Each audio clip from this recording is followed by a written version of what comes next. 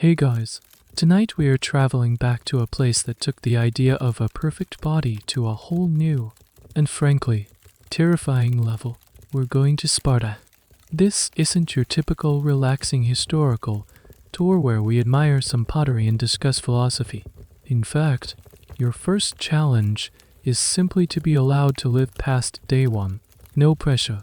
Your entire existence will be judged, measured, and sculpted by the state for a single purpose. So, before you get comfortable, take a moment to like the video and subscribe, but only if you genuinely enjoy what I do here. And while you're at it, let me know in the comments where you're listening from and what time it is for you.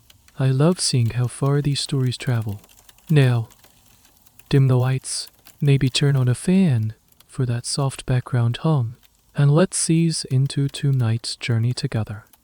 The first thing you feel isn't warmth. It's not the soft embrace of your mother, nor the gentle swaddling of a blanket. It's the sharp, unforgiving air of the Laconian plain, cold against your brand new skin. You've just been born, but there are no cooing relatives, no quiet celebrations. There's only a brief, professional assessment before you are taken from your mother's arms. Your father, a man whose face you can't yet focus on, wraps you not in soft wool, but in a simple, coarse cloth and carries you out of the home. You are on your way to your first, and most important, job interview. You're carried through the sparse, functional streets of Sparta. There are no grand, marble theaters or ornate public squares here like in Athens. The buildings are stark, strong, and built for purpose, not for show. Your destination is a place where the elders of your tribe, the jurists, convene. These are not kindly grandfathers. They are leathery, scarred men who have survived decades of the brutal system you are about to be judged by. Their faces are hard, their eyes sharp, scrutinizing. Your father presents you to them. You are unwrapped and held up, small and helpless, for inspection. A complete silence falls over the group as they examine you. They are not looking for a cute, but on nose or 10 chubby fingers and toes. They are conducting a quality control check. They are searching for imperfections. Is one leg slightly shorter than the other? Is your back perfectly straight? Does your cry sound weak or vigorous? Any sign of physical deformity, sickness, or what they perceive as constitutional weakness is a death sentence. In Sparta, you are not a child of your parents. You are a resource of the state, and the state cannot afford to invest in faulty equipment. A boy must grow into a perfect hoplite, an unbreakable part of the phalanx wall. A girl must grow into a strong, healthy mother, capable of bearing more perfect soldiers. There is no room for sentiment. If you are deemed unfit, you will not be returned to your family. This is where you encounter a particularly Spartan bit of folk science, the wine bath. Before the final judgment, it's said that you are plunged not into water, but into a basin of unmixed wine. It's a shocking, cold immersion. The theory, as the historian Plutarch Schlatter wrote, was that a weak or epileptic infant would convulsant perish in the raw wine, while a healthy baby would emerge tempered and stronger. So you endure the sting and the fumes, your small body tensing. It's your first test of resilience, and you didn't even know you were taking it. You pass, but the final judgment still looms. If the elders nod, you are returned to your father, your life officially sanctioned. You have been deemed worthy. You are an asset. If they shake their heads, your fate is sealed. You will be taken to a place on the slopes of Mount Taygetus, a deep chasm known as the Apio-the-Tatha deposits. You will be left there. Now historians, and especially archaeologists, are still debating the exact nature of this exposure. The dramatic image of a cliff is powerful and has been perpetuated for centuries, but concrete evidence, like mass infant graves, has never been found at the supposed site. Some scholars argue that exposure might have meant abandonment in a wild place, where your fate was left to the elements or the chance of being found by a non-citizen. Perhaps it was a less direct, though equally final, act The truth remains buried in the Spartan soil, a grim footnote in their pursuit of human perfection. But for you, in this moment, the elder gives a curt, decisive nod. You are healthy. You are strong. You are symmetrical. You are, for now, perfect. Your father takes you back, his grip firm. He doesn't smile, but there's a sense of grim satisfaction. He has produced a viable Spartan. You are returned to your mother's care, but your life is no longer truly hers to give. It has been loaned to her by Sparta. For the next 7 years, you will be raised in her home, but even that is just a prelude. The state has signed off on you, and you will be back to collect. Your journey into the brutal, impossible standards of Spartan life has only just begun. You survived the first cut, but the real shaping is yet to come. You're home, but home in Sparta is less a sanctuary of comfort and more the first stage of your lifelong training facility. Your mother, a woman of formidable presence herself, understands her duty. She is not to coddle you, not to smother you with the soft affections you might find in an Athenian nursery. Her role is to begin hardening you, to lay the foundation for the warrior or the mother of warriors you are destined to become. You are a project, and she is your first, and perhaps most critical, project manager. So your cradle is likely a simple, sturdy wooden box or a woven basket, with no plush mattress. You aren't swaddled. This is a very deliberate choice in stark contrast to how most other Greek babies are raised. The Spartans believed that tightly wrapping an infant's limbs was an impediment. It restricted growth, made the body weak, and inhibited the natural development of strong, straight limbs. You are left free to kick and wriggle, your movements unrestricted. It's a small detail, but it's the cornerstone of the Spartan physical ideal. The body must be free to develop its natural strength from the very first moment. You learn the geography of your own limbs, not through the constraint of cloth, but through the open air. Your care is overseen by a nurse, likely a woman who has raised many Spartan children before you. She is efficient, her hands firm and sure. She feeds you, but not on demand. You learn early on that crying does not immediately produce a comforting breast or a sweet morsel. You learn patience. You learn that hunger is a state of being, not an emergency. The food itself is plain and simple. There are no special treats, no coaxing you to eat your mush. You are taught not to be a picky eater, a habit that would be disastrous in a military mess hall where the rations are meager and unvaried. The lessons extend beyond the physical. Your psychological conditioning starts here. In the quiet of the nursery, you are deliberately taught to be comfortable with solitude and with darkness. Your nurse won't rush to your side with a lamp if you whimper in the night. You will be left alone for periods of time, not out of neglect, but as a conscious training exercise. The goal is to produce a child who is not fearful, who does not startle at shadows, and who does not depend on others for a sense of security. You learn to self-soothe, to find comfort in the silence.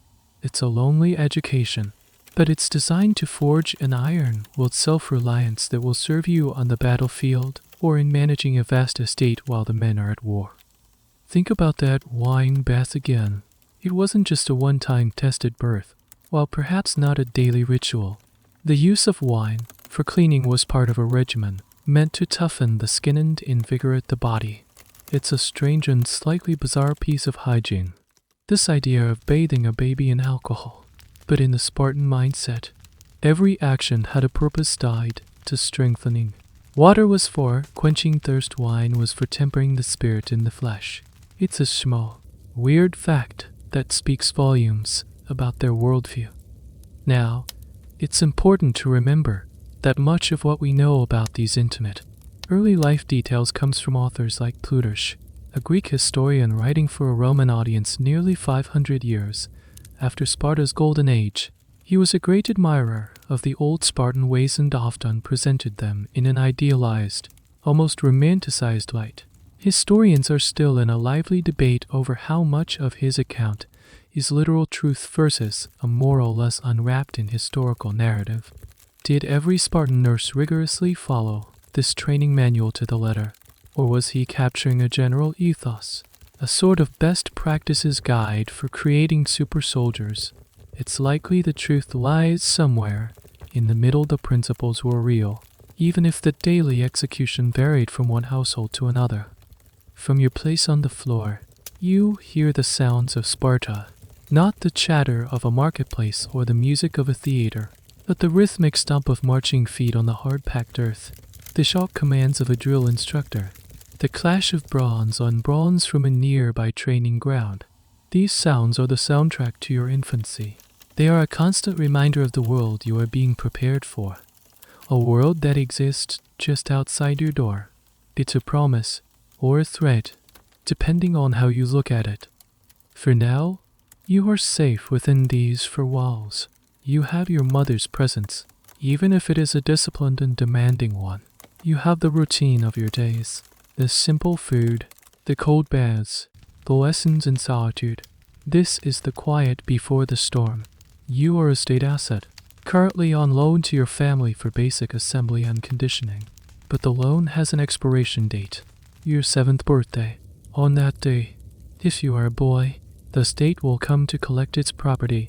This brief, strange chapter of domestic life will end, and your real education in Spartan brutality will begin. The world of your childhood is split in two, a deep and unbridgeable chasm defined by one simple fact: whether you were born a boy or a girl. While both of you are considered property of the state, your paths to serving Sparta are starkly different. For the first 7 years, you exist in parallel universes under the same roof, your futures already mapped out in rigid, gender-specific terms. If you are a boy, these early years are a fleeting period of relative freedom, a brief taste of family life that will soon be extinguished. You are allowed to play, but your games are already tinged with the expectations of your future. You wrestle with your brothers or the neighbor's sons. Your play fights encouraged and observed. You run races barefoot across the stony ground. Your toys are not intricate dolls but simple wooden swords and shields. You are taught the names of Spartan heroes, the tales of their bravery in battle drilled into you as bedtime stories. Your mother points to your father's shield hanging on the wall and tells you of his duty. This is not just play, it's pre-training. Your body is being prepared, your mind conditioned. You know, with the certainty of the rising sun, that this life inside the family home is temporary. The real world, the world of men, awaits you. If you are a girl, your story is entirely different. The state does not come for you at age 7. Your home is your training ground, and your mother is your drill sergeant. But your training is no less rigorous, no less demanding. You are not destined for the phalanx, but your role is considered just as vital, if not more so. You are to become the mother of future warriors, the bedrock of Spartan society, and to do that, you must be forged into something extraordinary. So while your brother is being groomed for the barracks, you are being educated in a uniquely Spartan form of femininity. You are not taught to weave or to busy yourself with domestic chores in the way an Athenian girl would.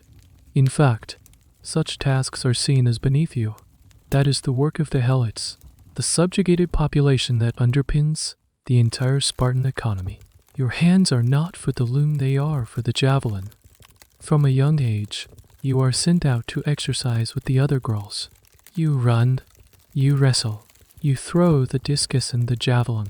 You do this publicly, often exercising in minimal clothing, sometimes even nude, just like the boys. This was utterly scandalous to the rest of the Greek world. An Athenian would be horrified to see a respectable girl in public, let alone engaging in such strenuous, unladylike physical activity. But for Spartans, it was logical. A strong, athletic woman would produce strong, healthy babies. A fit body was not a matter of vanity, it was a patriotic duty. Your physical perfection was a direct contribution to the military strength of the state. Your intellectual education is also not ignored. Though it serves a practical purpose, you'll learn to read and write, not to compose poetry, but to manage the household accounts in the family estate, to kill arrows. This is another key difference. Since Spartan men dedicated their entire lives to the military, the women were left in charge of virtually everything else. They managed the land, supervised the helots, and controlled the family's wealth. A Spartan woman was a formidable economic force. So, you learn mathematics, logistics, and management. You are being trained to be a CEO while your brother is being trained to be a soldier. This creates a fascinating dynamic. On one hand, you have a society that is hyper-masculine, focused entirely on military prowess. On the other, you have the most empowered women in the entire ancient Greek world. They were famously outspoken, confident, and, to outsiders, terrifyingly independent. There's a famous story of a foreign woman asking King Leonidas' wife, Gorgia, why Spartan women were the only women in the world who could rule men. Her supposed reply was simple and sharp, because we are the only ones who give birth to men. This quote, whether historically accurate or not, perfectly captures the self-perception of Spartan women. They weren't just vessels, they were the source of Spartan strength. The debate among historians here is fierce. Were Spartan women truly liberated, in any modern sense of the word, or was their freedom simply another form of state control? A functional necessity of the military system, some scholars argue their power was real and significant, pointing to their control over property and their public roles. Others contend that this freedom was narrowly defined and existed only to serve the state's eugenic and military goals. You were free to be strong, so you could produce strong sons. You were free to manage the estate, so your husband could be a full-time soldier. It's a freedom with very clear, very sharp edges. So as you, boy or girl, approach your 7th birthday, the two paths diverge sharply. For the boy, it is a day of reckoning, the end of childhood. You will be torn from your family and thrust into the brutal, communal life of the agoge. For the girl, it marks a transition to a more intense phase of your own training, solidifying your role as a future pillar of the state. The deep chasm between your lives is about to become a permanent reality, two separate but interconnected cogs in the relentless machine of Sparta. The morning of your 7th birthday arrives not with celebration, but with a quiet, grim finality. There are no gifts, no special meal. The air in your home is thick with attention. You are too young to fully understand, but old enough to feel in your bones. Your mother looks at you with an expression you've never seen before, a mixture of pride, fear, and a steely resolve that mirrors the state's own. She helps you dress, not in new clothes, but in the simple, rough spun tunic that is your uniform. Her hands are firm, her movements efficient. This is not a moment for tears.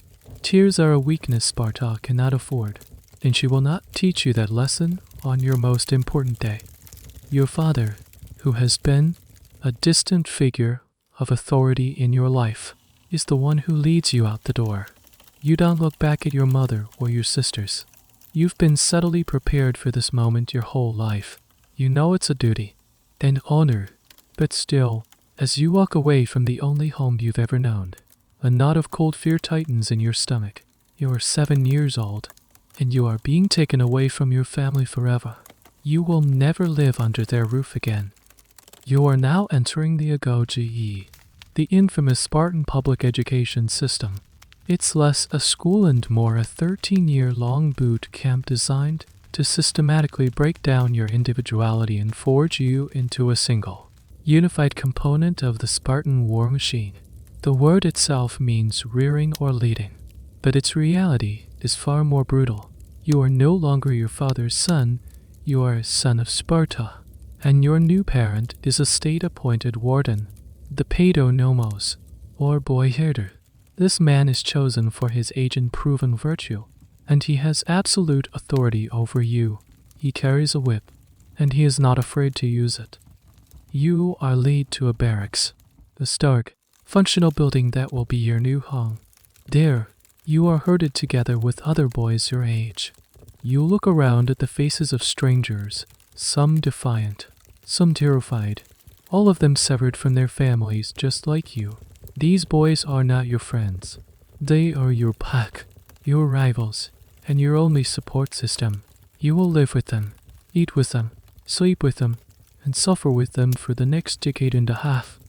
The first thing they do is strip you of your possessions. The tunic you wore from home is taken.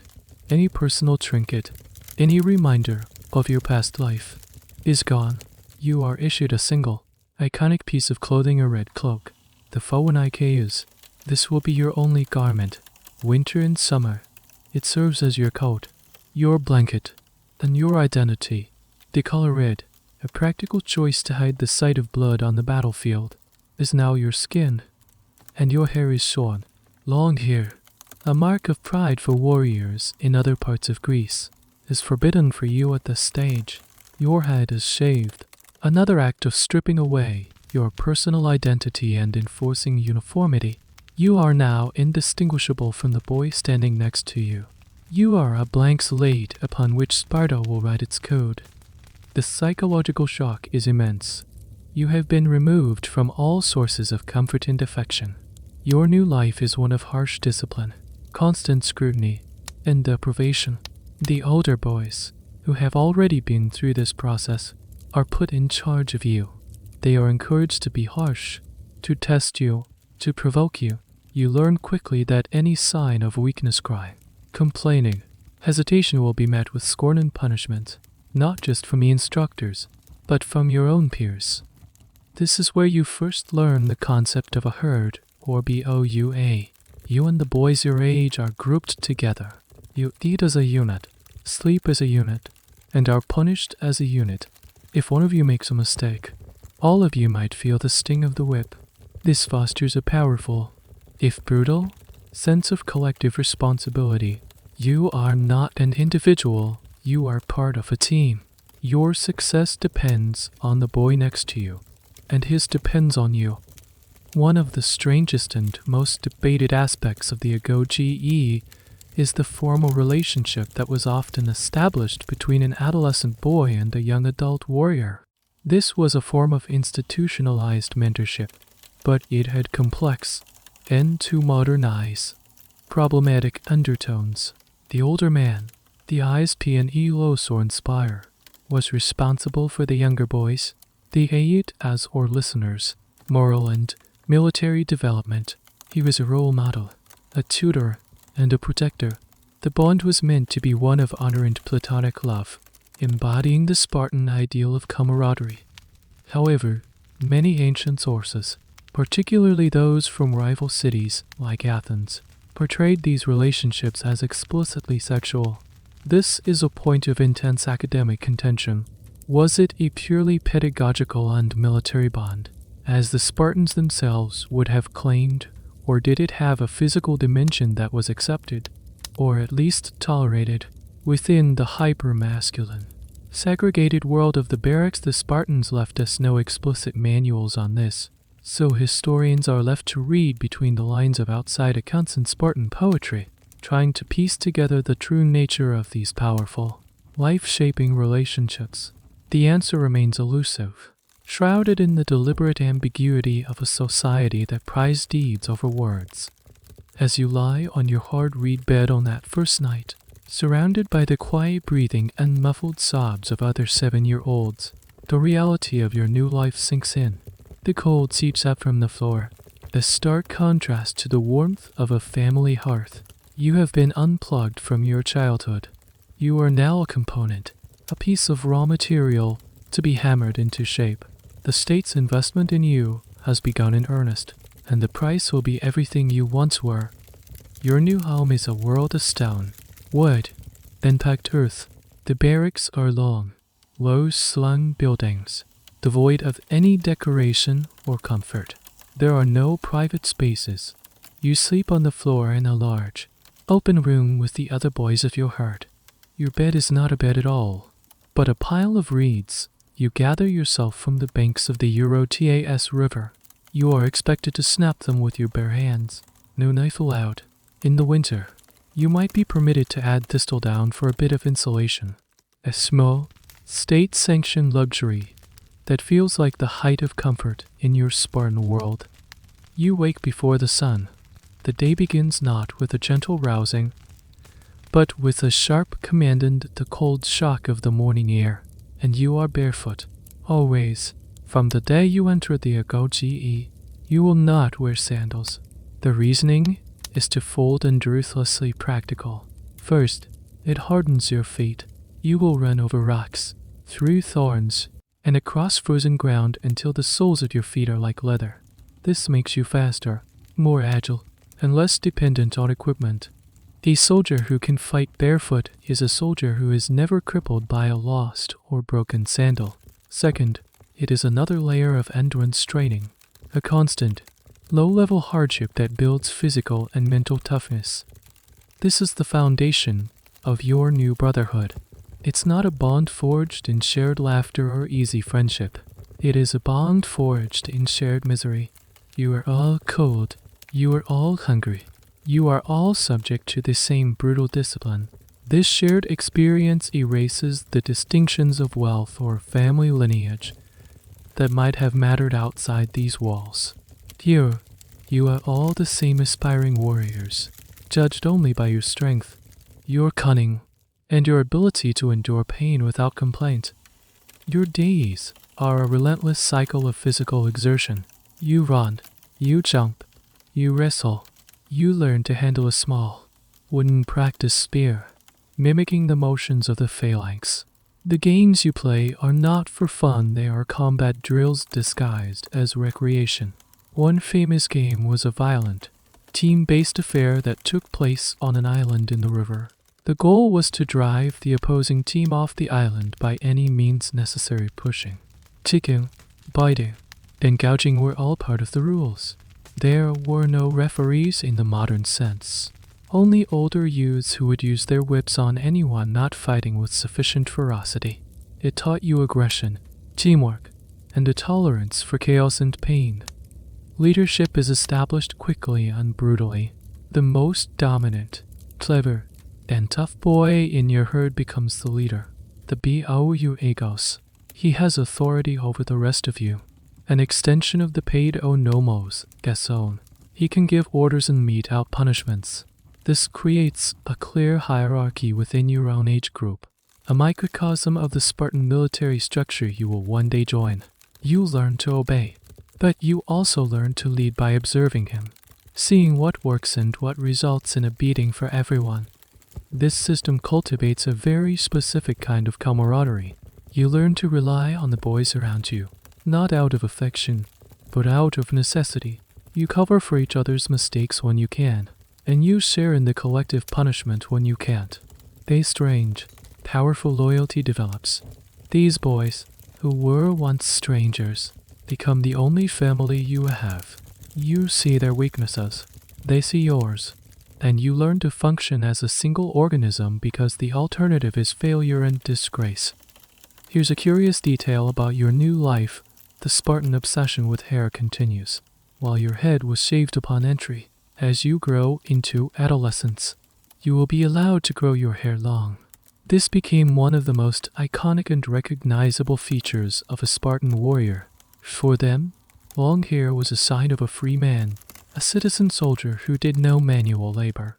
It was a status symbol. They took great pride in it, combing and oiling it, especially before a battle. It was said that King Leonidas and his men were seen calmly combing their long hair at Thermopylae, a sight that baffled the Persian scouts. It was an act of supreme confidence, a way of beautifying themselves for a glorious death. So your hair journey, from short-headed child to long-haired warrior, is a physical manifestation of your progress through the agoge. Historians often ponder the psychological effects of this upbringing. What does it do to a person to be raised in such an environment? Some argue it created the most effective and fearless soldiers the world had ever seen. Men who were truly selfless and devoted to the collective good. Others suggest it created emotionally stunted individuals, capable of great bravery, but incapable of normal human affection, empathy, or independent thought outside the narrow confines of military life.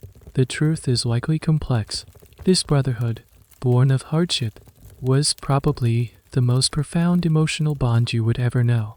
The men you suffered with in the barracks would be the men you fought beside in the phalanx and the men you ate with in the communal dining halls for the rest of your life.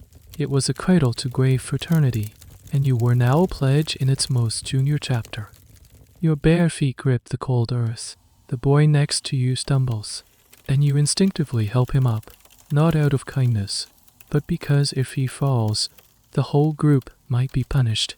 You are learning the first and most important lesson of the Spartan collective. The phalanx is only as strong as its weakest link. And in this new home, you are all links in the same chain. Your stomach is always empty. This is not a bug in the system. It is the system's most essential feature. The rations you are given in the agoge are deliberately, systematically, insufficient. You are fed just enough to prevent you from starving, but never enough to feel full.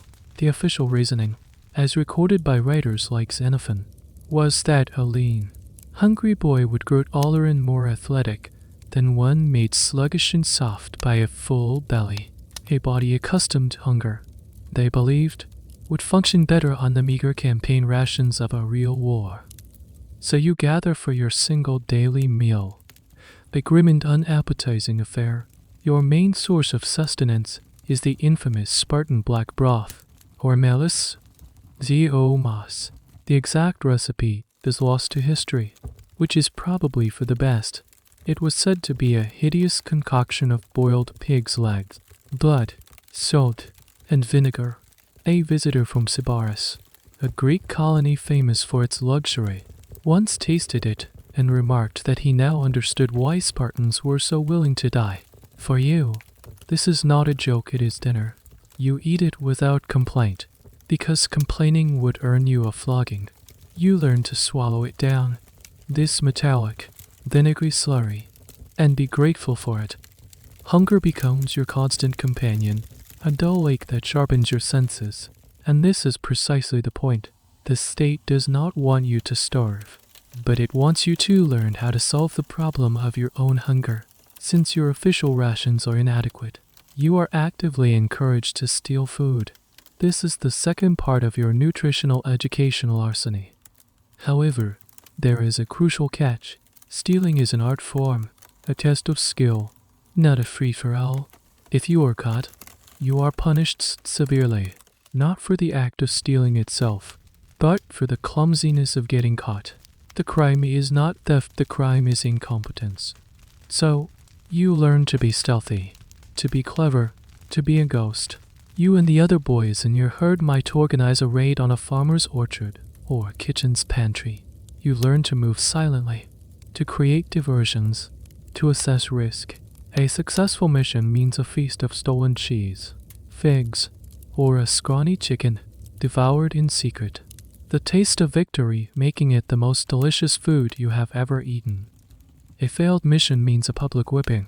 You are brought before the paid onomos and your peers. You are expected to take the lashing without crying out, as showing pain would bring even greater shame than being caught in the first place. This bizarre moral logic where a successful crime is a virtue and getting caught is the only sin essential to your Spartan education. It's not about abstract morality, it's about practical skills. A soldier needs to be able to forage and raid enemy territory without being detected. Your childhood crimes are simply combat simulations with very real consequences. You learn to read the landscape for opportunities.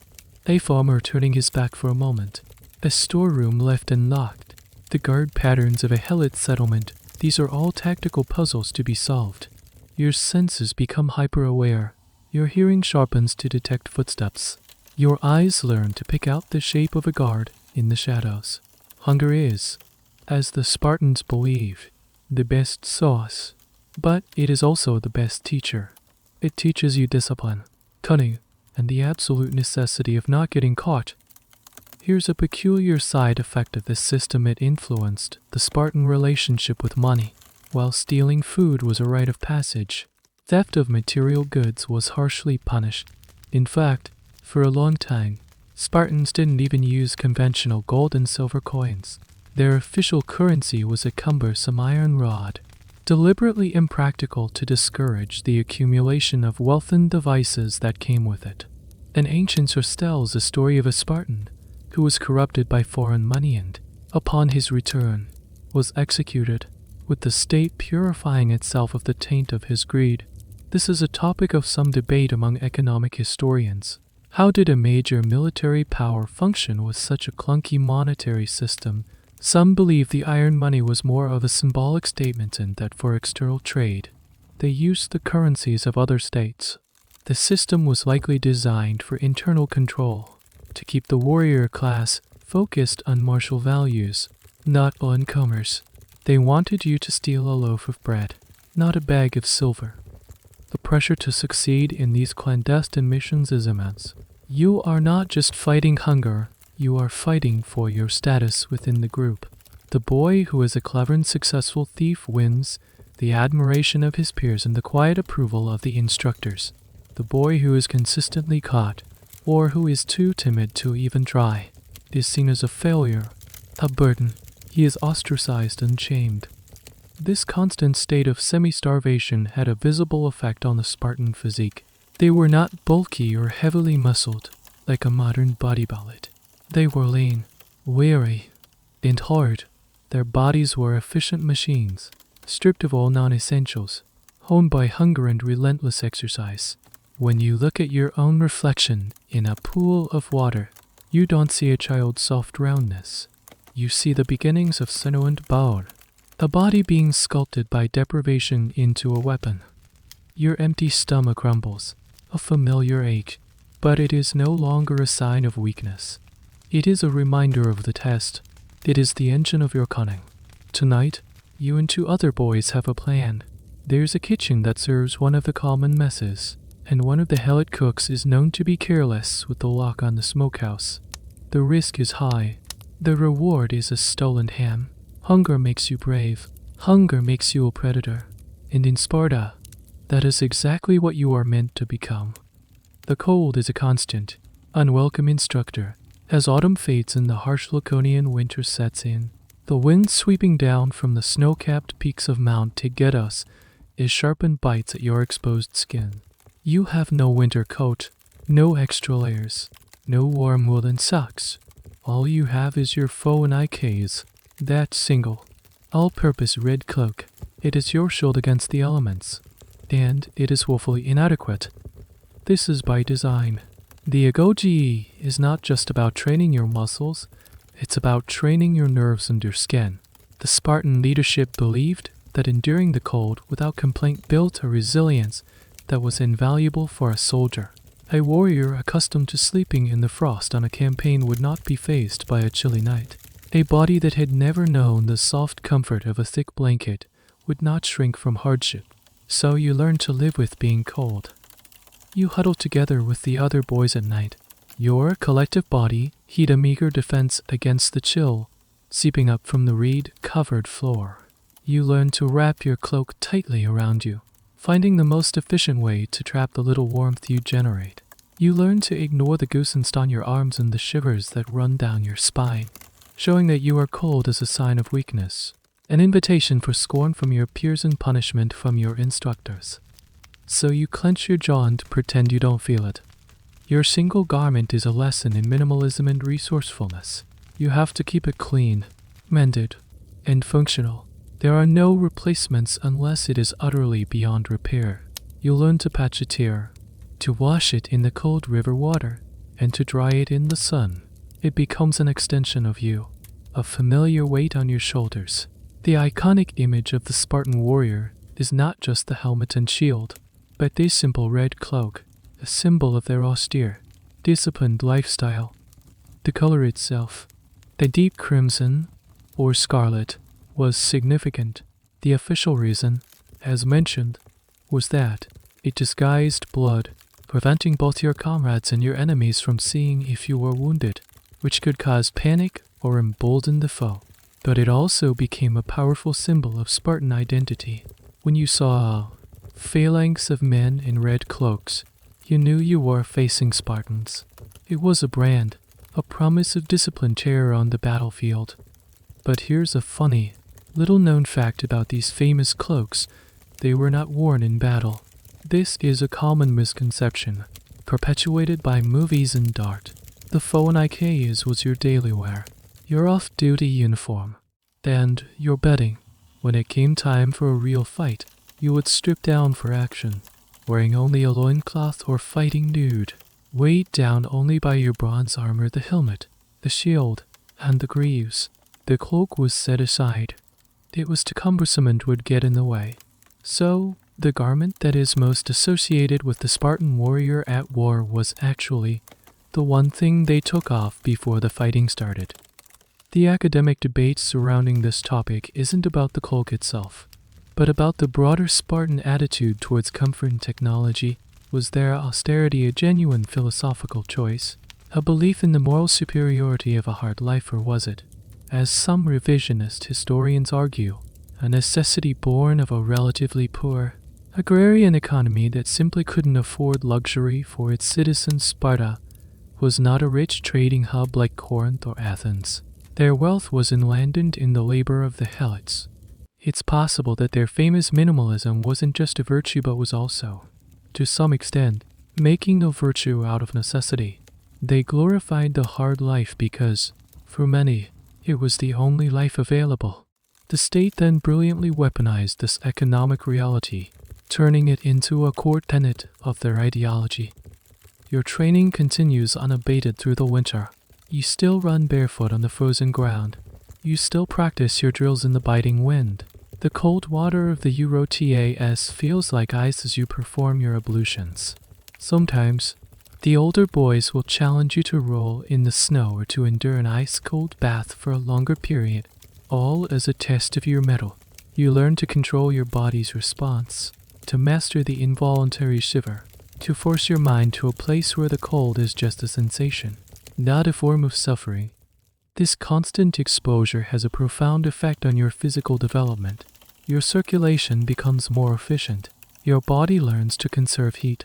You become tough in a way that an Athenian boy, wrapped in woolen sitting by a warm fire, could never comprehend.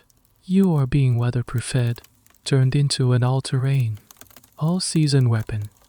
As you stand in the pre-dawn chill, waiting for the day's training to begin, you wrap the thin reed cloak tighter around your shoulders. It offers little real warmth, but it is a symbol of your identity and your endurance. You have survived another cold night. You have proven, just by waking up and standing here, that you are worthy of being a Spartan. The cold is not your enemy, it is your sparring partner. It is one of the many harsh tutors in the long, brutal education of the agoge, and with every shiver you suppress, you are passing its test. While your brother is shivering barefoot in the agoge, your life as a Spartan girl is unfolding in a completely different, yet equally demanding arena. You remain at home, under your mother's tutelage, but your childhood is not one of sheltered domesticity. You are not learning to be demure or decorative. You are being forged into the other pillar of the Spartan state, the producer of warriors. And for that, your body must be a temple of strength and health.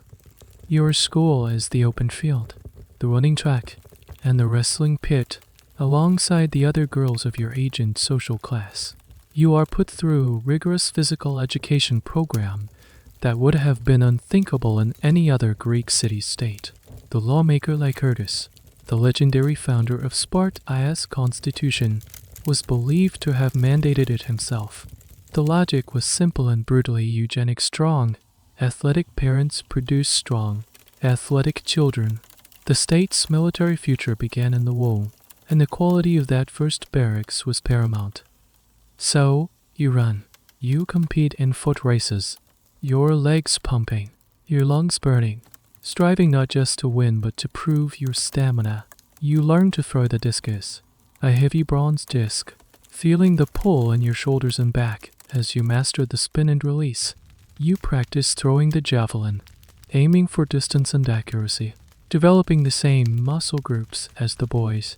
These are not just games, they are the core of your curriculum. And you wrestle. This was perhaps the most shocking activity to outsiders. You grapple with other girls, learning holds, throws, and pins. It builds strength, balance, and a fierce competitive spirit. It also teaches you comfort with your own body and a physical confidence that was entirely alien to the cloistered women of Athens or Corinth. You are not a delicate flower to be protected, you are a force to be reckoned with. This public athleticism was deeply controversial in the wider Greek world. Critics, especially Athenians, were scandalized. They called Spartan girls phalanx or thigh flashers because they often exercised in short tunics or even nude, just like the boys. For an Athenian, a respectable woman's body was a private matter, to be hidden away from public view. The sight of young women openly displaying their physical prowess was seen as indecent, a sign of moral depravity. But for you, it is a source of pride. Your toned muscles, your sun-darkened skin, your physical competence, these are your badges of honor. They are visible proof of your fitness to be a Spartan mother. Beyond the physical, you are also being shaped socially. You participate in choral dances and religious festivals, which in Sparta were highly organized and disciplined affairs. These were not just for worship, they were public performances where you displayed your grace, your health, and your fitness. Young men would watch these performances, and it was here that they might spot a potential wife, not for her pretty face, but for her strong physique and confident bearing. These festivals were, in a way, a form of public health inspection and the marriage market rolled into one. Here's a curious detail about your social life. You were known for your sharp wit. Spartan women, like the men, were trained in the art of laconic speech brief, pithy, and often devastatingly clever. You were encouraged to be outspoken, to engage in banter, and to voice your opinions, especially on matters of honor and courage. You were expected to shame men who showed cowardice and to praise those who acted bravely. A mother sending her son off to war with the famous line, "Return with your shield on it," perfectly encapsulates this role. You are the guardian of Spartan virtue, and your tongue is one of your primary tools. The historical debate here centers on the purpose of this unique female upbringing. Was it a genuine, albeit unusual, form of female empowerment, or was it simply a more sophisticated form of objectification, where a woman's value was reduced to her reproductive capabilities? Scholars are divided. Some argue that by giving women control over their bodies, education, and property, Sparta created a society where women enjoyed unparalleled freedom and influence. They were not chattels, but partners in the Spartan project. Others contend that this freedom was conditional and entirely in service to the state's military needs. You were educated and strong not for your own fulfillment, but to be a better quality breeding animal for the state. Your body was not truly your own, it was a public utility, a vessel for creating soldiers. The truth is likely uncomfortably in the middle.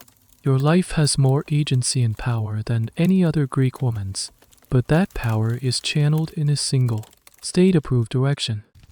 You stand on the edge of the training field, catching your breath after a hard-fought wrestling match. Your muscles ache with a satisfying burn across the city. You know your brother is enduring his own hardships in the agoge. Your paths are separate, but your goals are aligned. He is being trained to be a shield for Sparta. You are being trained to produce the man who will carry that shield. In the brutal calculus of your society, your roles are different, but your importance is equal. You are not just a thigh flasher, you are the engine of Spartan continuity, and your strength is the foundation of it all. While your physical education is paramount, your mind is not left fallow. As a Spartan girl, you are part of a small, elite group of women in the ancient world who receives a formal education. You learn to read and write. This is not a given for most Greek women, who were oft unkept illiterate to ensure their confinement to the domestic sphere. But in Sparta, literacy for women was a practical necessity. Your classroom is not a formal building, but likely a space within your own home or a communal area where you gather with other girls. Your tutor might be your own mother or another educated woman. The curriculum is focused and pragmatic. You learn your letters. Not to read the epic poems of Homer for leisure or to write philosophical treatises like Plato. You learn so that you can read messages from your husband when he is on campaign, so you can keep records, and most importantly, so you can manage the complex affairs of your household and estate. This is the key to your unique power. The Spartan state is built on a foundation of land allotments called Kale Aroyu. Each Spartan citizen soldier, or Spartanite, is granted a plot of land, which is farmed by the enslaved Helot population. This land provides the wealth that frees the Spartanite from the need to work, allowing him to dedicate his entire life to military training. But who runs these estates while the men are living in barracks, training, or fighting wars? You do. From a young age, you watch your mother. You see her inspecting the fields, directing the Helot laborers, tracking the harvest of barley and dollars, and managing the household budget. She is the COO of a significant agricultural enterprise. When you come of age and marry, you will be expected to do the same. So, your lessons in reading and arithmetic are not abstract exercises.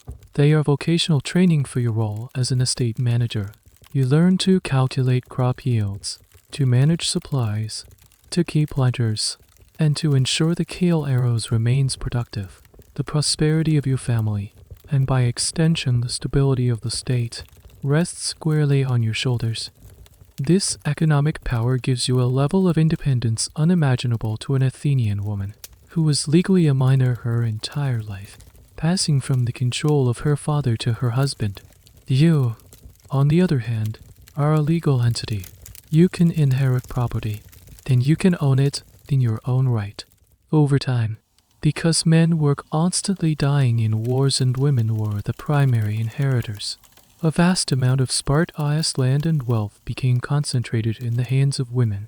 The philosopher Aristotle, a sharp critic of Sparta, complained that by his time, women owned nearly 2/5 of the land. He saw this as a sign of societal decay. The world turned upside down. For you, it is simply the way things are.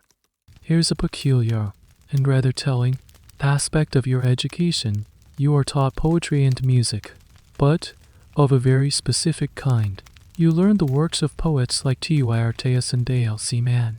T.Y.R.T.S. wrote martial elegies that praised courage and condemned cowardice, poems designed to be memorized and recited to instill military virtue. A.L.C. Mann, on the other hand, composed choral lyrics for the Spartan EIAI, the songs performed by choruses of young women at religious festivals. These poems often praised the beauty and grace of the performers, but it was a beauty defined by strength and health. Your artistic education is, like everything else, bent to the purpose of the state to reinforce Spartan values of courage, discipline, and physical perfection.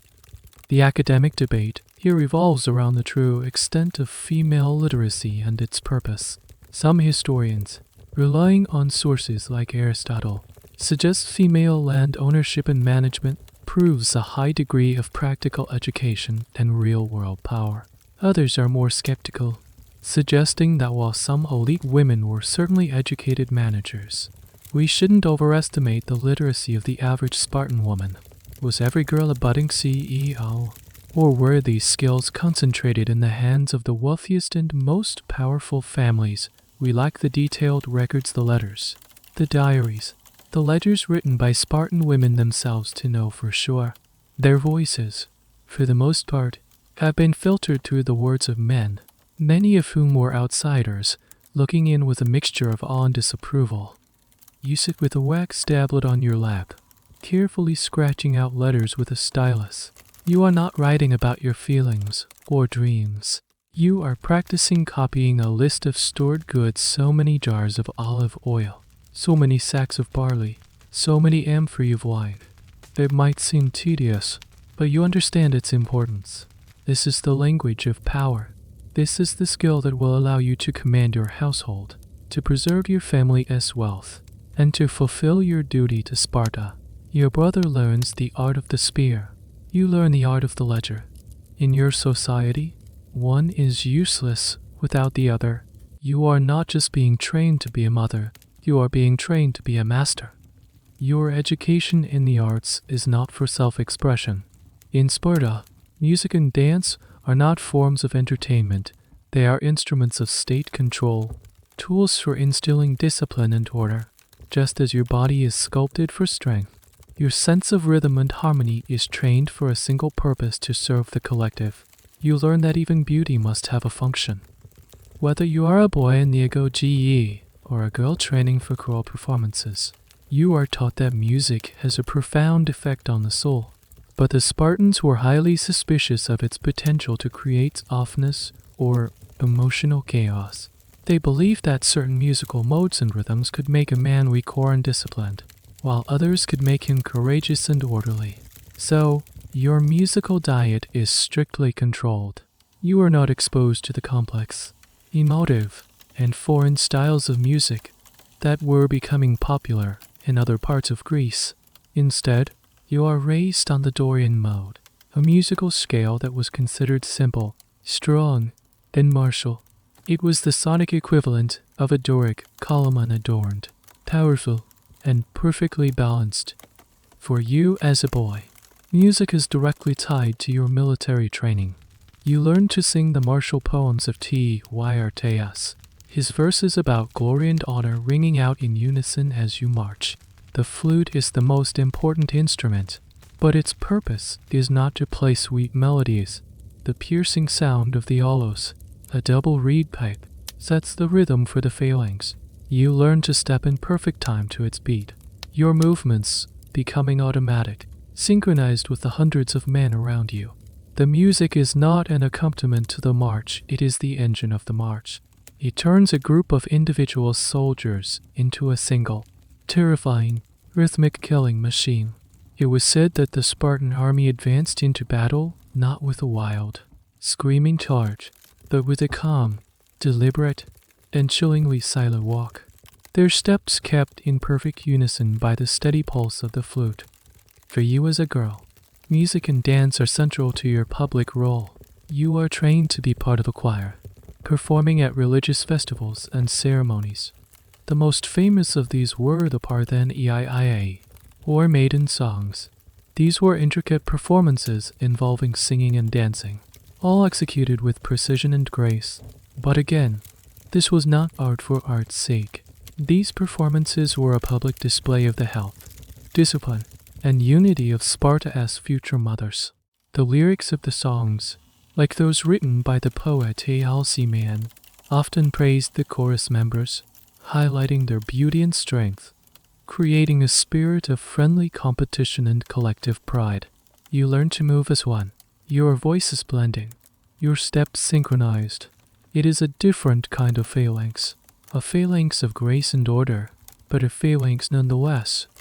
Here's a small, fascinating detail. The Spartans believed that a man's character could be judged by his ability to sing and his knowledge of the proper songs. At the common messes, the Syssidia, the older men would often ask the boys to sing one of the classic songs of T.Y.R.T.S. The boy who could sing it well, with the right spirit and conviction, was praised. A boy who couldn't was seen as having a deficient character, his education incomplete. Music was a moral barometer. This leads to a lively and ongoing debate among classicists and musicologists. How much control did the state really have over music? The traditional view, championed by Plato, who admired this aspect of Sparta, is that the state acted as a powerful censor, ruthlessly suppressing any musical innovation that threatened the established order. They saw new rhythms and complex melodies as a form of social poison. That some modern scholars question whether this control was truly absolute. Music is notoriously difficult to police. Is it possible that unapproved folk songs and more personal, lyrical tunes existed on the fringes of Spartan society, in the privacy of the home or among the lower classes? The official record, written by elites, would never mention such things. It's a tantalizing question. Was there an underground music scene in ancient Sparta? We can only speculate about the tunes that were hummed quietly, away from the watchful eyes of the state. You stand in a line with the other girls, your bodies tensed, waiting for the first note from the flute. Your instructor, a respected older woman, watches with a critical eye. Every movement must be precise, every note clear. The dance you are rehearsing tells a story of a mythical battle, your synchronized movements mimicking the clash of armies. It is physically demanding, requiring both strength and grace. You are not just dancing, you are internalizing the rhythm of your society. You are learning that order is beautiful, that discipline is a form of harmony, and that your individual voice is strongest when it is blended perfectly with the voices around you. In Sparta, you don't just march to the beat of a different drum, you are the beat. As you grow older within the agoge, the tests of your courage become more formal and more severe. The random beatings and organized brawls of your early years coalesce into a single, terrifying public ritual.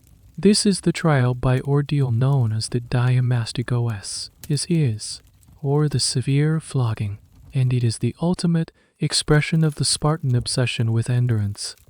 The ritual takes place annually at the sanctuary of Artemis or Thea, a goddess the Spartans associated with the untamed wilderness and the transition from childhood to adulthood. The setting is significant. Her altar is not in a grand, marble temple but in a more rustic, ancient shrine, connecting the ceremony to Sparta's primitive, pre-civilized roots. It is here that you, as an adolescent boy, will face your most public and painful test. The goal is deceptively simple: to steal cheeses that have been placed on the altar of the goddess. The challenge is that the altar is guarded by adults armed with whips. As you and the other boys make a dash for the cheeses, the whips rain down on you. The flogging is not meant to be a light tap or a symbolic gesture. It is brutal, designed to draw blood and push you to the absolute limit of your physical and mental endurance. You don't win by successfully grabbing a cheese and escaping unscathed.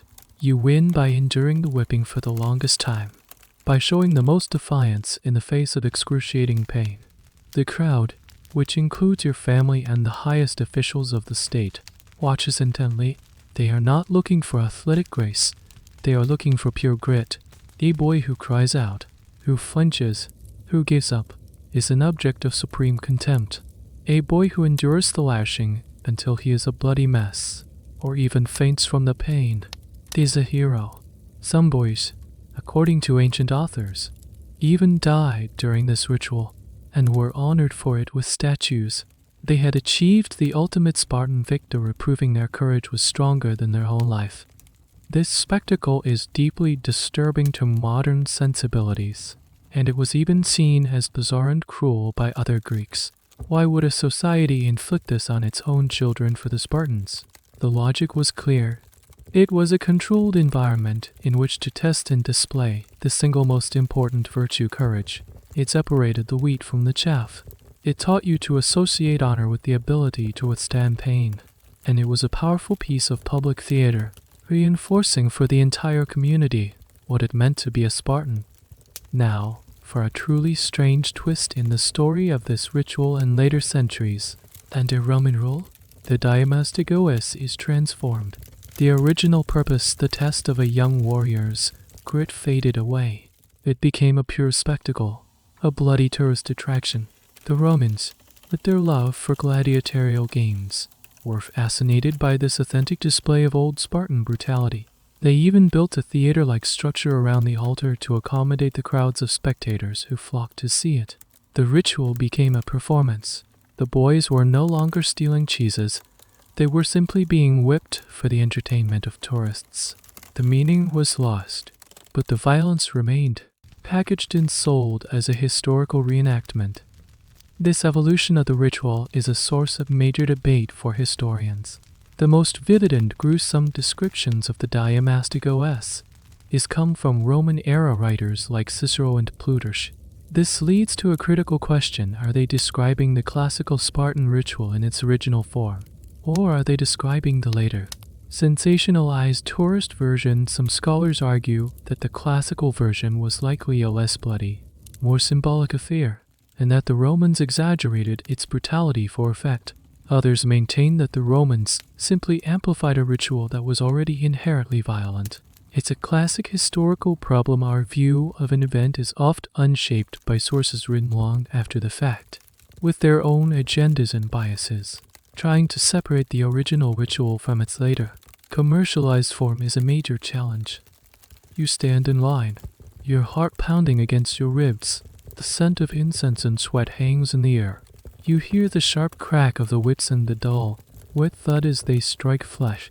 You see the boy in front of you stumble away, his back a crisscrossed map of red welts.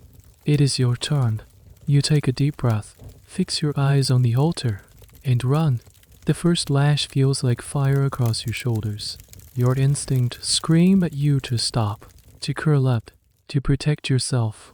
But you fight it. You force your legs to keep moving. You clench your jaw, tasting blood.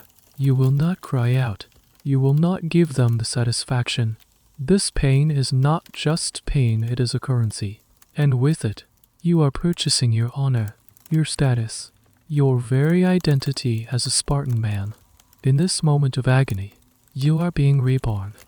Beyond the formal horror of the whipping ritual, your life is governed by a more pervasive and insidious form of control, the art of public shaming. In Sparta, physical punishment was common, but psychological punishment was constant. Your greatest fear is not the whip, but disgrace, honor, or time is everything, and the loss of it is a kind of social death. The entire community, from the elders down to the youngest children, is enlisted as an army of moral police. The system targets any behavior deemed un-Spartan, and the list is long. Cowardice is, of course, the ultimate sin. A soldier who was perceived to have fled in battle, a tres as or tremble, faced a life of unbearable humiliation. He would be forced to wear a special uniform with colored patches to mark his shame. He had to shave off half his beard, a visible sign of his incomplete manhood. He was barred from the common messes, from public office, and from the games. No one would wrestle with him. No one would sit near him. No respectable girl would marry him. And if he had daughters, no one would marry them either. He was a pariah, a walking ghost in his own city, his existence a constant, cautionary tale for everyone else. But the shaming wasn't just for capital offenses like cowardice. It was for everything. Are you overweight? The EP whores. Sparta's 5 annually elected magistrates would periodically inspect the young men nude. If you were found to be fat or flabby, you were publicly berated and threatened with exile. A Spartan's body was a weapon, and allowing it to become soft was an act of treason against the state's aesthetic and military standards. You were expected to be lean and hard, a living embodiment of discipline. Are you a bachelor in a society obsessed with procreation? Remaining unmarried was a crime against the future of Sparta. Bachelors were subjected to various forms of public humiliation. During certain winter festivals, they were forced to march naked around the marketplace, singing a special song that detailed their disgrace and admitted that they were being justly punished for disobeying the laws. They were also barred from watching the nude exercises of the young women, a pointed reminder of the family life they had failed to embrace. Even your speech was policed. The Spartans famously valued laconic wit, brief and sharp. A man who was overly talkative, who used flowery language, or who spoke out of turn was seen as undisciplined and frivolous. He would be mocked and told to keep his mouth shut. Silence and brevity were signs of self-control, the core Spartan virtue. This culture of shame was incredibly effective because it was self-perpetuating. You learned from a young age to watch others and to judge them according to these harsh standards, and you knew, with absolute certainty, that you were also being watched. This constant surveillance, this fear of being singled out for public ridicule, was a powerful tool for enforcing conformity. It created a society where everyone was a guard and everyone was a prisoner. Here's a small, weird detail that illustrates the depth of this system. Even the helots, the enslaved population, were weaponized as tools of shame. Periodically, the Spartans would force a group of helots to become drunk on unmixed wine and then parade them through the common messes. The helots would stumble about, singing ridiculous songs and behaving foolishly. This spectacle was presented to you and the other young men as a living lesson. This, your instructor would say, is what happens when a man loses control. This is the ugliness of intoxication. It was a demonstration of what not to be, using living human beings as props in a morality play. The academic debate here focuses on the psychological impact of such a system. Did this constant pressure to conform create a society of perfect, virtuous citizens, as the Spartans themselves believed, or did it create a society crippled by anxiety, paranoia, and a profound lack of genuine, internal morality? Some scholars argue that Spartan virtue was largely performative, a set of behaviors adopted out of fear of punishment rather than a deeply held ethical conviction. If you only act bravely because you're terrified of the shame of cowardice, is that true courage? It's the age-old question of external compliance versus internal conscience. The Spartan system gambled everything on the former, creating a rigid, but perhaps brittle, social order. You walk through the agora, the central public space. Your posture is perfect. Your gaze is steady. Your face is a mask of calm composure. You are intensely aware of the eyes on you. Did you hesitate for a moment too long in the wrestling match this morning? Was your answer to the elder's question sharp enough? Did someone notice you wince when you stubbed your bare foot on a loose stone? Every action, every word, every involuntary reaction is subject to judgment. You are not just living your life, you are performing it for the most critical audience in the world. The pressure is immense. It is the invisible cage that surrounds you, shaping your every move, ensuring that you never, ever step out of line. In this high-stakes environment of constant scrutiny, you develop a very particular survival skill: a sharp, cutting sense of humor. Spartan humor, like everything else in their culture, was functional. It was not meant to be light or frivolous. It was a weapon, a tool for social correction, and a mark of intellectual fitness. It came to be known as laconic wit, named for Laconia, the region where Sparta was located. The style was characterized by extreme brevity, irony, and a dry, often brutal, punchline. You learn early on that long-windedness is a side of a cluttered and undisciplined mind. The goal is to convey the most meaning with the fewest possible words. This was practiced in your education, where elders would pepper you with questions, expecting answers that were both quick and clever. A slow or rambling response would earn you contempt. A sharp, witty retort, even if it was a bit cheeky, could earn you respect. It showed you were mentally agile, a vital skill for a soldier who needs to think fast under pressure. This wit was often used as a form of social policing, a slightly less formal version of public shaming. A well-aimed, cutty remark could put someone in their place far more effectively than a long lecture. It was a way for the group to enforce its norms without resorting to physical punishment. If a boy was boasting, a single, dry comment from a peer could deflate his ego instantly. If someone asked a stupid question, the answer would be designed to highlight the foolishness of the query itself. Many famous examples of this survive, passed down by authors like Plutarch. When Philip I. Macedon, Alexander the Great's father, was conquering Greece, he sent a message to the Spartans: you are advised to submit without further delay, for if I bring my army into your land, I will destroy your farms, slay your people, and raze your city. The Spartan horse sent back a reply of a single word. The brevity, the confidence, the sheer audacity of it is the essence of laconic wit. It's a verbal shield, deflecting a threat by refusing to even engage with its premises. You learn this style not just from the elders, but from the women as well. Spartan women were famously sharp-tongued. We've already heard the story of Gorgo, King Leonidas' wife.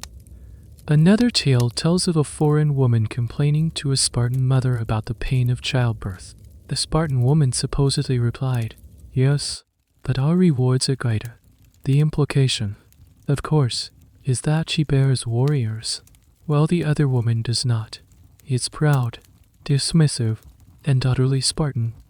Here's a peculiar and perhaps lesser-known aspect of their humor. It could be self-deprecating, but only in a way that reinforced their own tough image.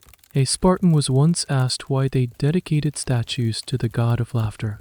He replied that they believed the god deserved honor for enduring their jokes. It's a meta joke. Our humor is so dry and brutal. It's a form of hardship even for the god of laughter himself. Another Spartan, when asked why their swords were so short, supposedly replied, "So we can get closer to the enemy." They could turn any perceived weakness into a statement of strength. The academic debate around laconic wit questions its authenticity.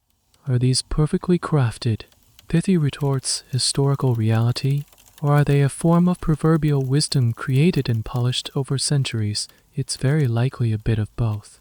The Spartans certainly cultivated a style of brief, direct speech, but the most famous one-liners, the ones that sound like they were written by a Hollywood screenwriter, may have been embellished by later Greek and Roman authors who were fascinated by the Spartan mystique. They loved the image of the stoic, witty warrior, and they collected these sayings of the Spartans like a form of intellectual memorabilia. Separating the genuine Spartan voice from the polished greatest hits collection is a difficult task for historians. You are in the common mess. The SYS Scythian, an older man, a veteran of many campaigns, points a piece of bread at a younger man who has been talking a bit too much about a minor skirmish he was in. The veteran says nothing. He just points. The young man falls silent, his face flushing with shame. The silence is the joke. The message is clear: your deeds are not yet worthy of so many words. Later, as you're cleaning your spear, one of your peers tries to mock you for being so meticulous. Are you polishing it for a dance, he asks, his voice dripping with sarcasm. Without looking up, you reply, "No, so I can see the enemy better." Your response is short, unexpected, and turns his mockery back on him by framing your diligence as a martial virtue. A few of the other boys snort in appreciation. You've won the exchange. In this world, your tongue is a blade. You learn to keep it sheathed most of the time, but when you draw it, it must be sharp, fast, and hit its target. A well-placed word can defend your honor, correct a fool, or even inspire your comrades. It is the invisible weapon you carry at all times, a sign that your mind is as hard and disciplined as your body. As you reach the cusp of manhood, around the age of 18 or 19, you may be selected for the most secretive and feared institution within the agoge, the cryptii. The word itself is chilling, meaning the secret thing or the hidden time.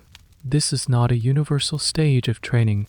It was likely reserved for the most promising, cunning, and ruthless young men, the ones marked for future leadership. If you are chosen, you step out of the structured world of the barracks and into the shadows. Your mission is a terrifying form of asymmetrical warfare and psychological control. You are sent out from the city, alone, with nothing but a knife. You are forbidden to be seen during the day. You must hide, living off the land, sleeping in the open, becoming a ghost in the countryside of Laconia.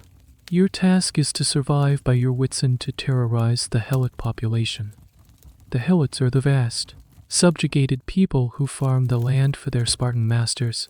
They outnumber the Spartite citizens by a huge margin, perhaps as much as 10 to 1. As a result, the Spartans lived in a constant state of low-grade fear of a Helot uprising. The cryptii was one of their most brutal tools for keeping this fear alive and quashing any potential rebellion before it could start. At night, you emerge from your hiding place. You move silently along the country roads and through the fields. Your targets are specific. You are not just randomly attacking people. You are looking for the strongest, most intelligent, and most insubordinate Helots, the ones who might become leaders of a revolt. Your job is to eliminate them. You stalk your target. You learn his routines. And when the moment is right, you strike from the shadows and disappear back into the night. It is state-sanctioned murder. a form of preventative political assassination disguised as a survival exercise. This experience is designed to be the ultimate test of your skills. It combines all the lessons of the agoge stealth, cunning, self-reliance, endurance, and a complete suppression of pity or empathy. You are a lone predator in a hostile environment. You learn to read the terrain, to forage for food without being seen, to kill efficiently, unsilently. It is the grim graduation thesis of your Spartan education. The psychological toll must have been immense.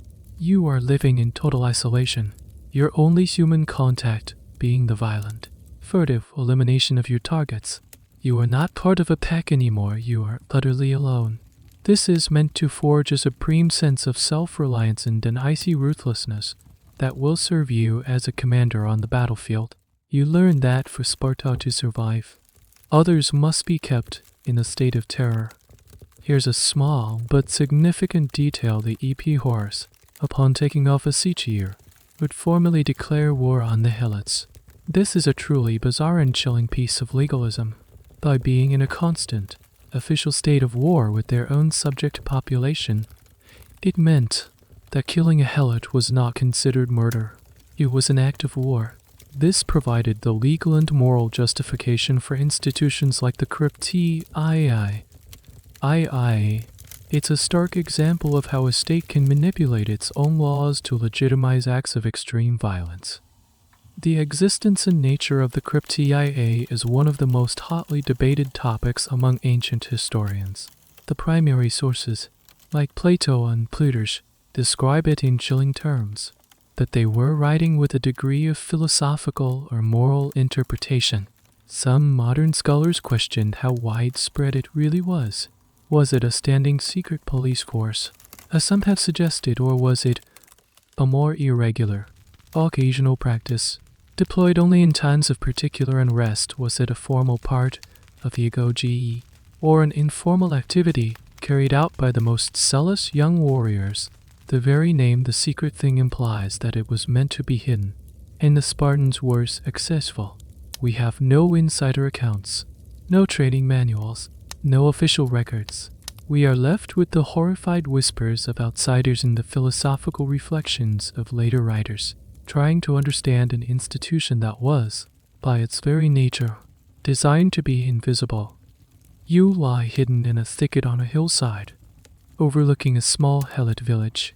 The sun is setting. Your stomach is a tight knot of hunger and adrenaline.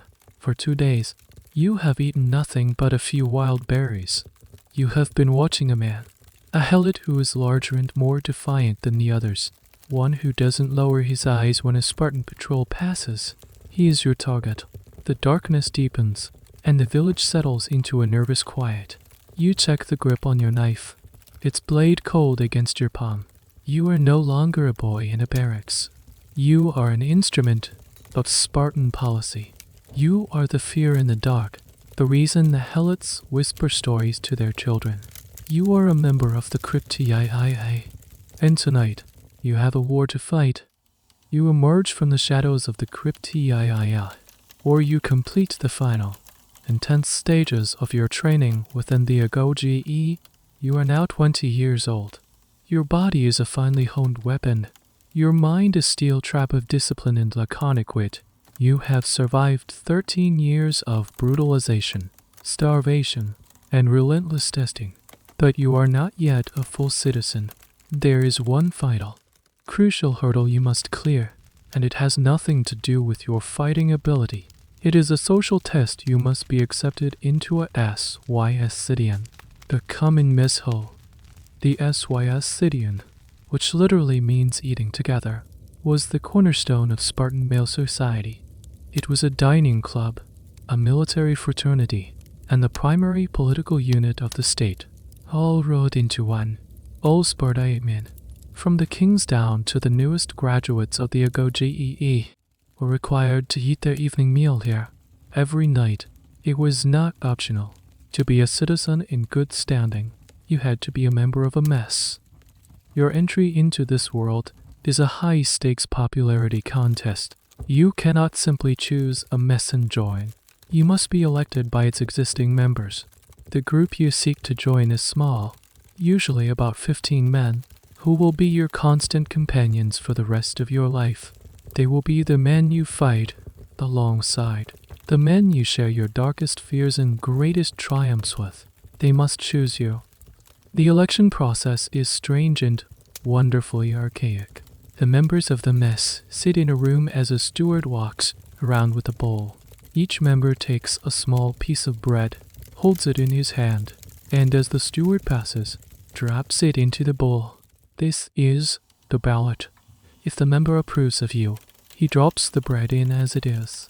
If he vetoes your membership, he flattens the piece of bread between his thumb and forefinger before dropping it in. It's a secret ballot, a rare moment of democratic procedure in a deeply hierarchical society. After everyone has voted, the steward empties the bowl onto a table. If all the pieces of bread are whole, you are in. You have been accepted. But if even one single piece of flattened bread is found, you have been blackballed. You are rejected. The veto of a single member is enough to deny you entry. The pressure is immense. If you are rejected by one mess, you can try to apply to another. But a rejection is a black mark on your name. If you are repeatedly rejected and cannot find a mess to accept you, the consequences are catastrophic. You will be denied full citizenship. You will become an hypomi, ion, or an inferior. You would still be expected to fight for Sparta, that you would be stripped of your political rights and your social standing. You would be a failure, a man who completed the entire grueling agoge, only to fall at the final social hurdle. To avoid this fate, you must have cultivated the right reputation. You must be seen as brave, disciplined, and, crucially, good company. A man who is sullen, boastful, or argumentative would be a poor addition to the nightly dinner. They are looking for someone who fits in, who understands the unspoken rules of camaraderie, who can take a joke and dish one out. Your entire youth has been a long audition for this moment. Here's a peculiar requirement for membership: you have to contribute your share of food to the mess each month. This wasn't just a symbolic gesture, it was a strict quota. From the produce of your family's kale arrows, you were required to supply a specific amount of barley, wine, cheese, and figs. There was even a small cash requirement for buying meat or fish. This is the fee for citizenship. And if, for whatever reason, a bad harvest, poor management of your estate, you failed to make your monthly contribution, you would be kicked out of the mess and lose your citizen status. This system ensured that only those with sufficient land and resources managed. Of course, that the women of the family could remain part of the elite. It was a powerful mechanism for maintaining the economic status quo. The academic debate here focuses on the social dynamics of the Scythians. Was it a force for equality, as the Spartans claimed, forcing kings and common soldiers to eat the same black broth from the same bowl? Or did it subtly reinforce an internal hierarchy? Some scholars argue that while the food might have been the same, the power dynamics were not. Older, more distinguished warriors would have dominated the conversation. Wealthier members, who could tribute textual luxuries to the mess, might have gained more influence. It's also been suggested that young men from powerful families would have had a much easier time getting elected into a prestigious mess. So, while it presented a facade of egalitarian brotherhood, it likely concealed a complex web of patronage, ambition, and social climbing. The steward tips the bowl. You hold your breath, your eyes fixed on the small pile of bread. You see whole piece after whole piece tumble out. Your heart is hammering. Finally, the bowl is empty. The head of the mess inspects the pile. He looks up, meets your eyes, and gives a single, curt nod. You are in. A wave of relief, so profound it almost makes you dizzy, washes over you. You have cleared the final bar. You are a Spartan, a full citizen of Sparta. Tonight, you will take your seat at the table, the brother among brothers, ready to take your place in the phalanx. Now that you are a full citizen, the Spartan The focus on your body intensifies and shifts. It is no longer about enduring the hardships of training. It is about maintaining a state of perfect physical readiness for war. Your body is not your own. It is a piece of state-owned military hardware, and you are its lifelong caretaker. The Spartan aesthetic ideal for a man was not one of beauty for its own sake, but of supreme, lethal functionality. The goal is a very specific physique. You are not meant to look like a bulky, muscle-bound strongman. That kind of mass was seen as slow and inefficient. The ideal Spartan body was lean, ployed, and weary. What the Greeks called the uxii state of good fitness and health. Think of a modern triathlete or a decathlete, not a bodybuilder. Every muscle was for performance, not for show. Your body was expected to be a testament to your discipline. There could be no trace of fat, no softness, no sign of indulgence. Your daily life is structured to maintain this physical peak. The mornings are for training. Even though you have graduated from the agoge, the drills never stop. You practice the movements of the phalanx. You wrestle. You run. You hone your skills with the spear and sword. This is your job. Your full-time, unpaid profession until you are too old to fight. While an Athenian might be a potter, a farmer, or a philosopher, you are simply a soldier. Your kale arrows and the helots who work it provide for your material needs, freeing you to focus entirely on the art of war. Your diet remains austere. The black broth is still a staple at the nightly SYS sit-in. The food is simple, unadorned, and portion-controlled. Overeating is not just a personal failing, it is a betrayal of your comrades. The heavy, slow soldier is a weak link in the phalanx. A man who cannot control his own appetite cannot be trusted to hold the line in battle. The public weigh-ins and inspections by the EP whores continue throughout your adult life. The threat of public shame for being out of shape is a constant motivator. This obsession with the perfect male form was reflected in their art, or rather, their lack of it. While Athens was producing exquisitely detailed, naturalistic statues of the human body, Spartan art remained more archaic and stylized. But their true artistic medium was the body itself, a group of perfectly conditioned despotites, moving in unison, was a form of living sculpture. The beauty was in the collective, in the synchronized, rhythmic power of the phalanx. The individual body was a component, a tile in a larger mosaic of military might. Here's a specific, and rather odd, detail about the Spartan pursuit of the perfect body. They were obsessed with oiling their skin. After exercise, you would ritually scrape your skin clean with a metal tool called a strigilland, then rub your body down with olive oil. This was common practice throughout Greece, but the Spartans imbued it with their own particular meaning. It wasn't just about hygiene. Oiling the body made the muscles glisten and appear more defined, highlighting one's physical condition. It was a way of polishing your weapon. Before battle, you would carefully comb your long hair and oil your body, a ritual of beautification for the ultimate performance. It was a way of preparing yourself, body and soul, for a glorious death or victory. The academic debate here centers on the concept of perfection itself. Was the Spartan ideal body truly the most effective for warfare? Some military historians argue that their lean physique, built for endurance and agility, was perfectly suited for the hoplite phalanx, which required men to hold a heavy shield and press forward for long periods. The lack of excess body weight would have been a significant advantage.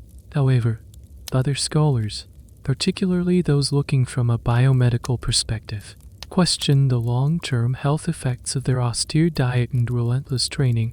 The diet, particularly the infamous black broth, may have been deficient in certain key nutrients. While it produced effective soldiers in the short term, it might have led to health problems later in life, contributing to Sparta's chronic demographic decline. Was their perfect body also a brittle one?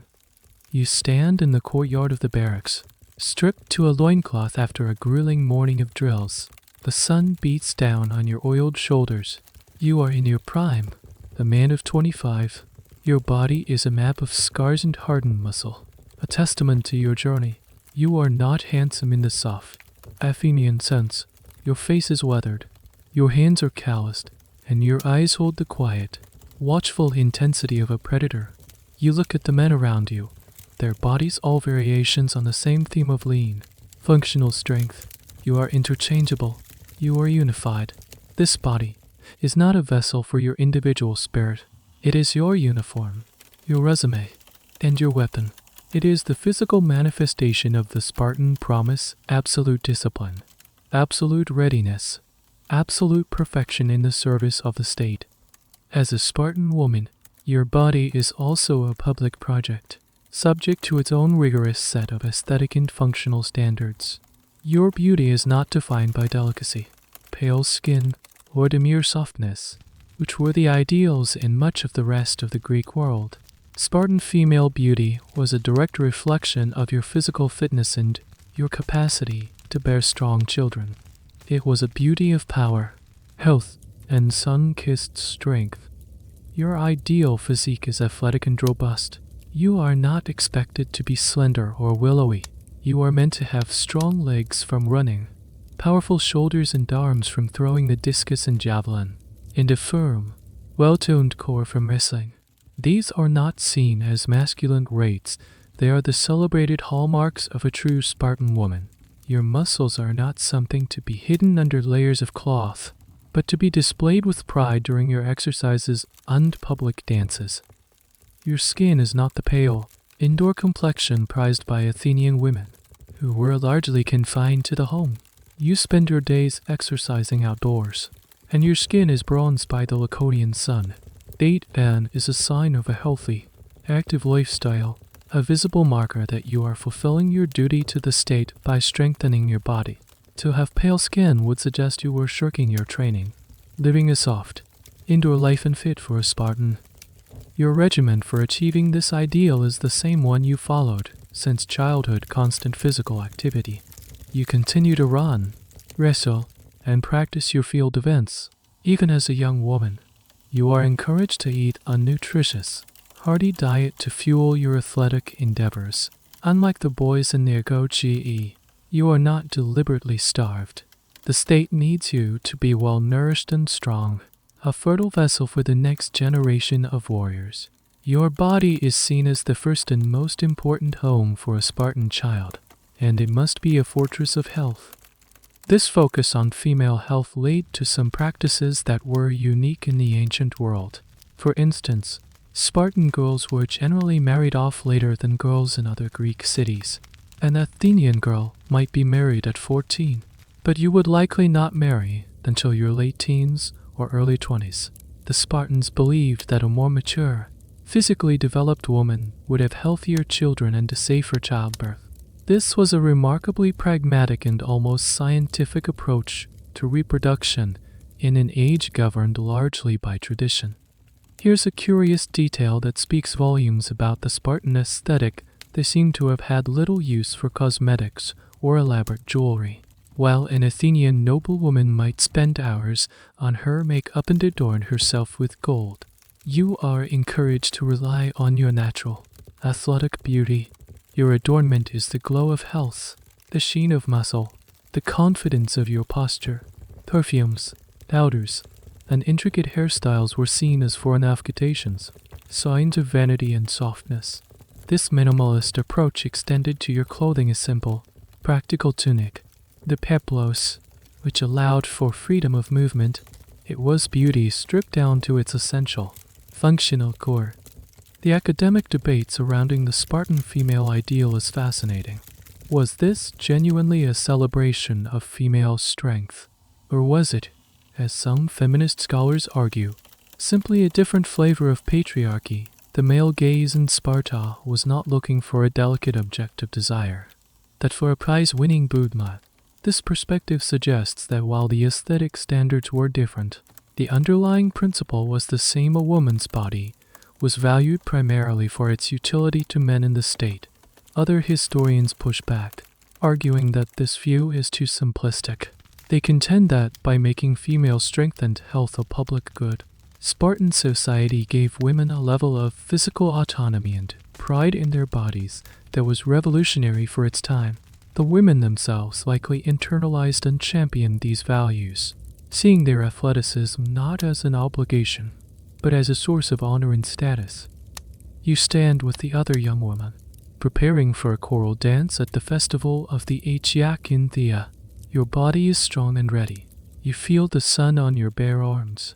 See the play of muscles in the legs of the girl next to you. You are not thinking about whether you are pretty in the way an outsider might understand it. You are focused on the perfection of your movements, the strength in your voice, the powerful, rhythmic unity of the chorus. The young men of the agoge are watching from the sidelines. They are not looking for a demure wife to keep their home. They are looking for a partner in the Spartan project. A woman whose powerful body promises powerful sons.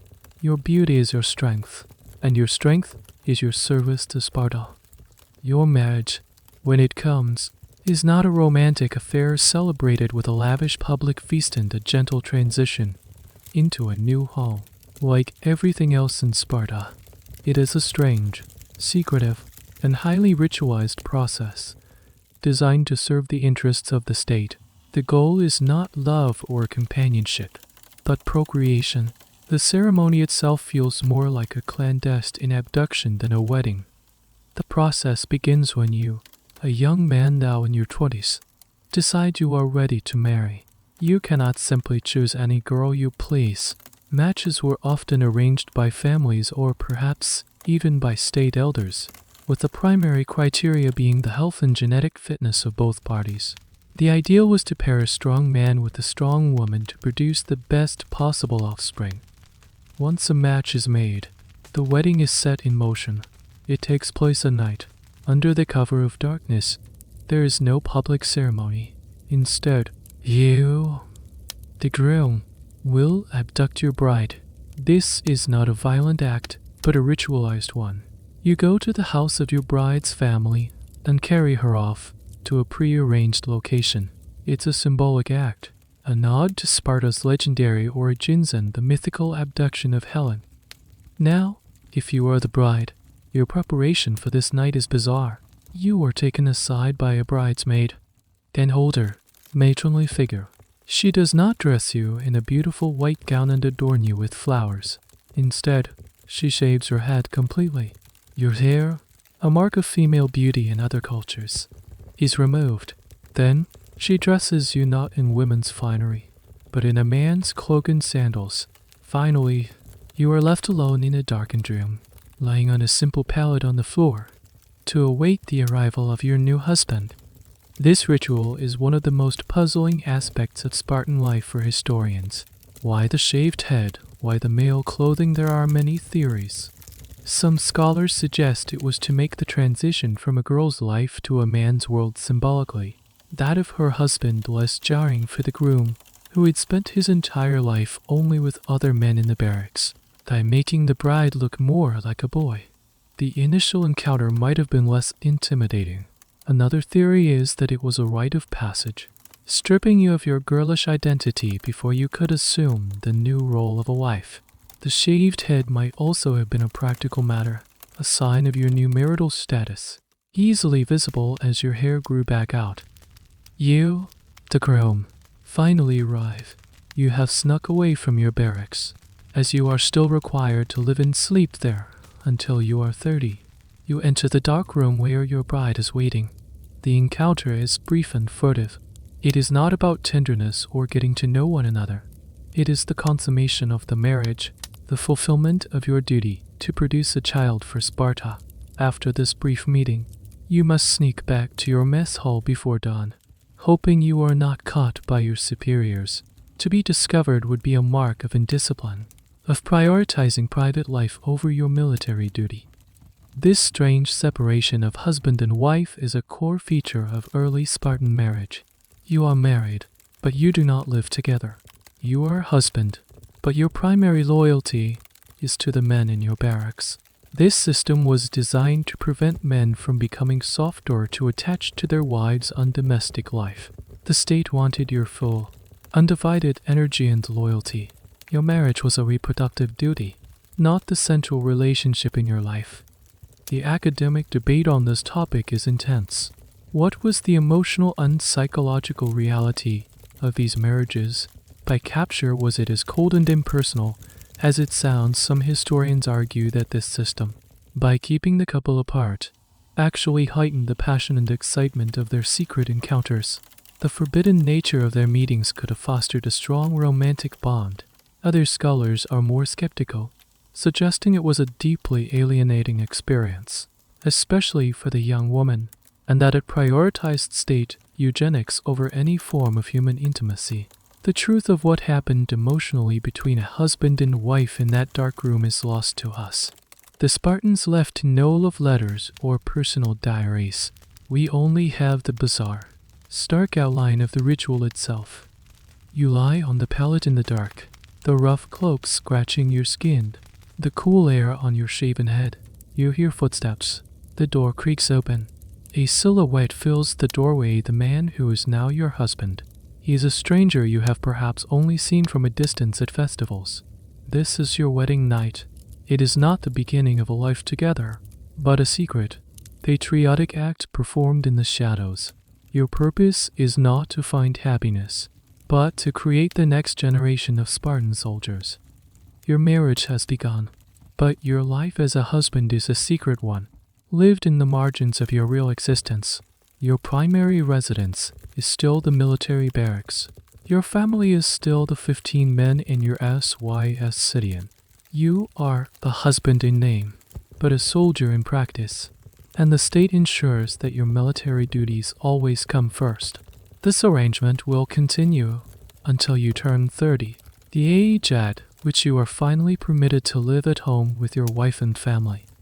So for the first several years of your marriage, your relationship with your wife consists of a series of clandestine visits. Your life takes on a strange duality. By day, you are a Spartiate, enduring the same harsh training, the same disciplined routine as every other man. You are part of the pack. But by night, you become a different person. You must transform into a silent, stealthy figure, using all the cunning you learned in the agoge. You not to read a pantry, but to visit your own wife. Leaving the barracks after dark is a serious breach of discipline. If you are caught, you face punishment and, worse, public shame. It would be seen as a sign of weakness, an inability to control your desires, a preference for the soft comforts of a bed over the hard floor of the mess hall. So you learn the rhythms of the camp, the patrol patterns of the guards, the creaky floorboards to avoid. You slip out into the night, the shadow moving through the silent streets of Sparta. Your wife, meanwhile, is maintaining the household. She is managing the kale arrows, directing the helots, and living a life of considerable authority and independence. Your brief, nocturnal visits are an interruption to her world, not its center. This separation of spheres is fundamental to the Spartan system. It keeps men hardened, focused on war, and it leaves women in near total control of the economic and domestic life of the state. The Spartans believed this arrangement had a eugenic benefit. Plutarch writes that by making access to one's wife a difficult and rare thing, it kept the passion between them high. They believed that children conceived from such vigorous, infrequent encounters would be stronger and healthier. It was also thought that you, the husband, would not become bored or overly familiar with your wife, thus preserving the newness of the relationship. It's a strange and scientifically dubious psychological theory, but it was a core part of their justification for this system. Think about the absurdity of it. You are legally married. You are expected to have children, but you have to sneak around like a secret lover to see your own spouse. This created a situation where some men reportedly had several children with their wives before they had ever seen their faces in daylight. Here's a peculiar detail related to Spartan family life. The concept of adultery was complicated. In a society so singularly focused on producing healthy offspring for the state, the idea of exclusive parentage was sometimes secondary. If a man was old and his wife was still young and healthy, it was considered acceptable, even commendable. for him to allow a younger, more vigorous Spartan man to father a child with her. The child would be considered the legal heir of the older husband, but everyone knew its biological origins. The goal was not to protect marital fidelity in the modern sense, but to ensure that the best possible genetic material was used to create the next generation. The child was a resource for the state, and its production was a communal responsibility. This practice was, of course, shocking to other Greeks. This leads to a significant historical debate. What was the true nature of the Spartan family? The traditional view emphasizes the state's total dominance, arguing that concepts like the nuclear family, parental love, and marital intimacy were actively suppressed in favor of communal bonds and loyalty to the state. However, some revisionist historians argue that this picture is too extreme. They point to evidence from Spartan poetry and funerary inscriptions that suggest genuine affection and deep bonds did exist between husbands and wives, and between parents and children. They argue that we should not mistake the bizarre public structures of Spartan life for the complete absence of private emotion. It's possible that deep, loving relationships existed in spite of, or perhaps even forged by, the strange and difficult rules imposed by the state. The moon is high as you slip back through the gates of the barracks. Your heart is still pounding from the thrill of the illicit journey.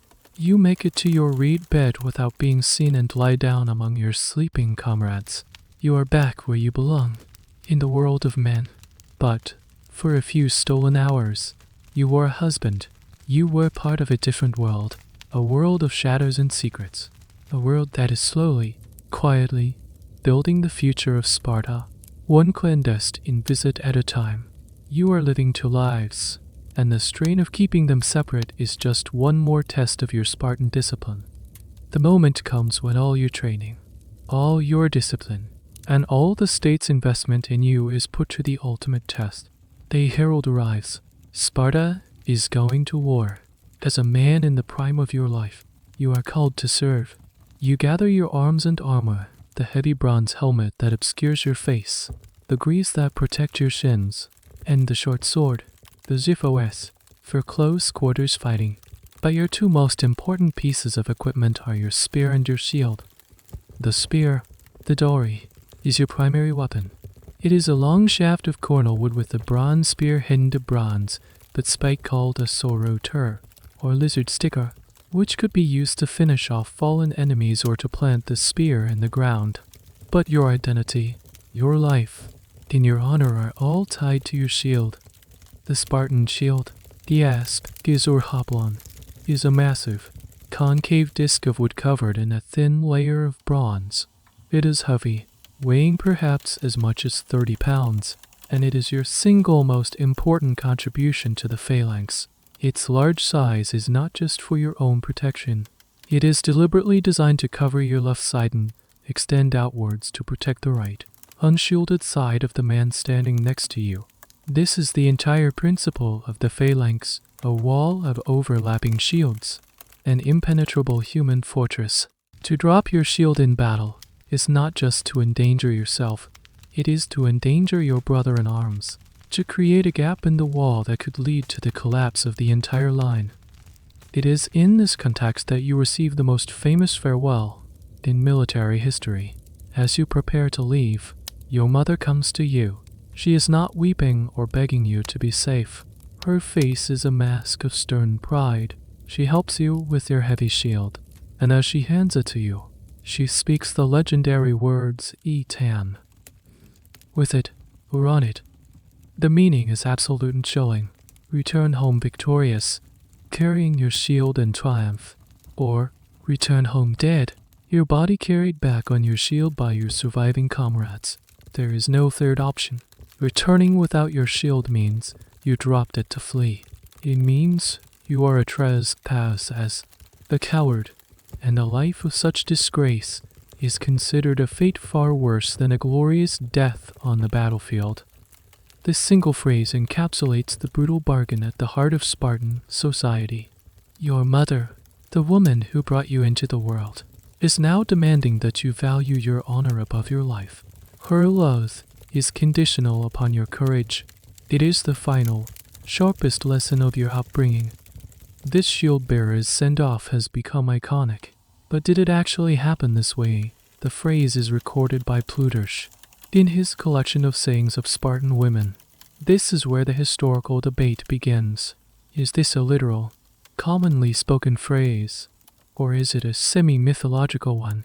A kind of summary of the Spartan ethos that Plutarch found compelling. Some historians argue that it's likely an idealized representation. While the sentiment was undoubtedly real, it may not have been expressed in such a perfectly theatrical, quotable line every single time a soldier went to war.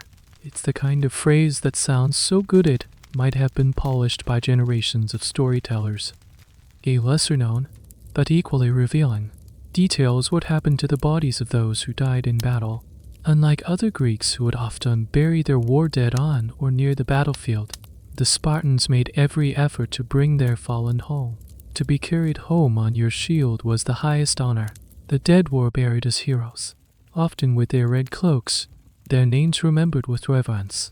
However, there was a strange exception. According to some sources, the only Spartans allowed to have their names inscribed on their tombstones were men who died in battle and women who died in childbirth.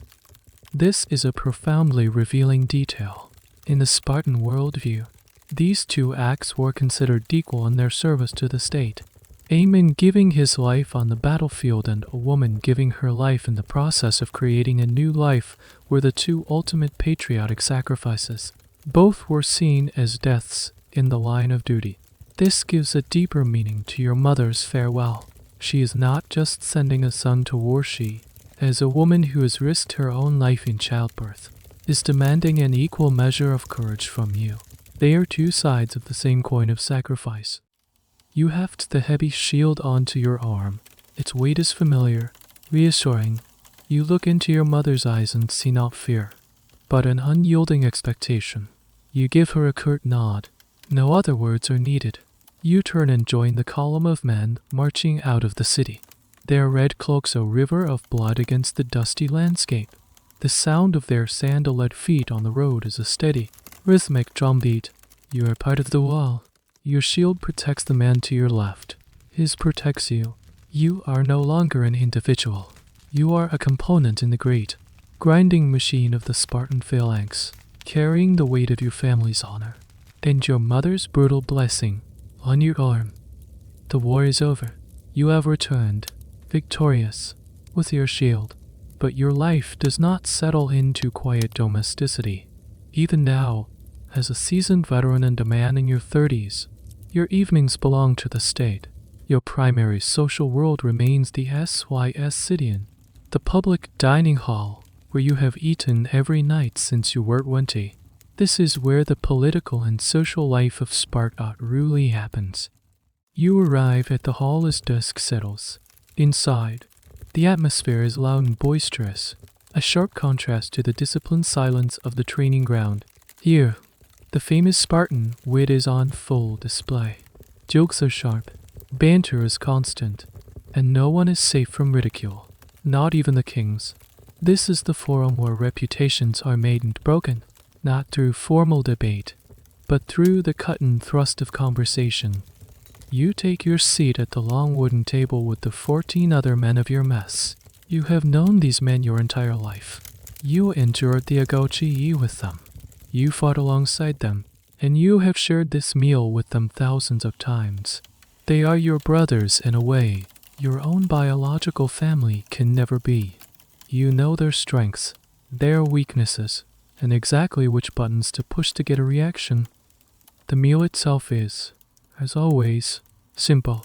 The main course is the black broth, which you now consume with the nonchalant resignation of long habit.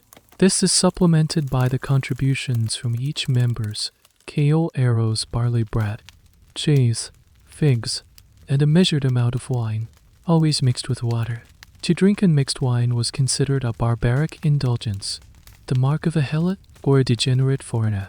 Self-control was paramount, even in relaxation. The conversation is the real substance of the meal. The older men will often use the setting to continue the education of the younger members. They might pose a question about a tactical problem or a matter of public virtue and demand a sharp, laconic answer. It's a perpetual, informal examination of your fitness to be a Spartan.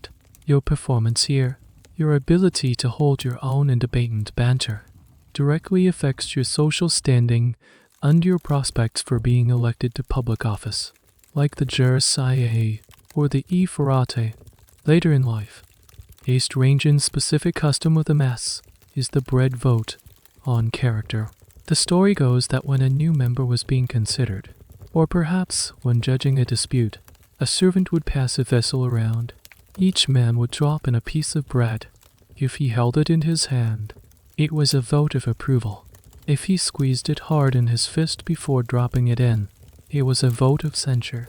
It's another example of Sparta's love for silent, symbolic judgment.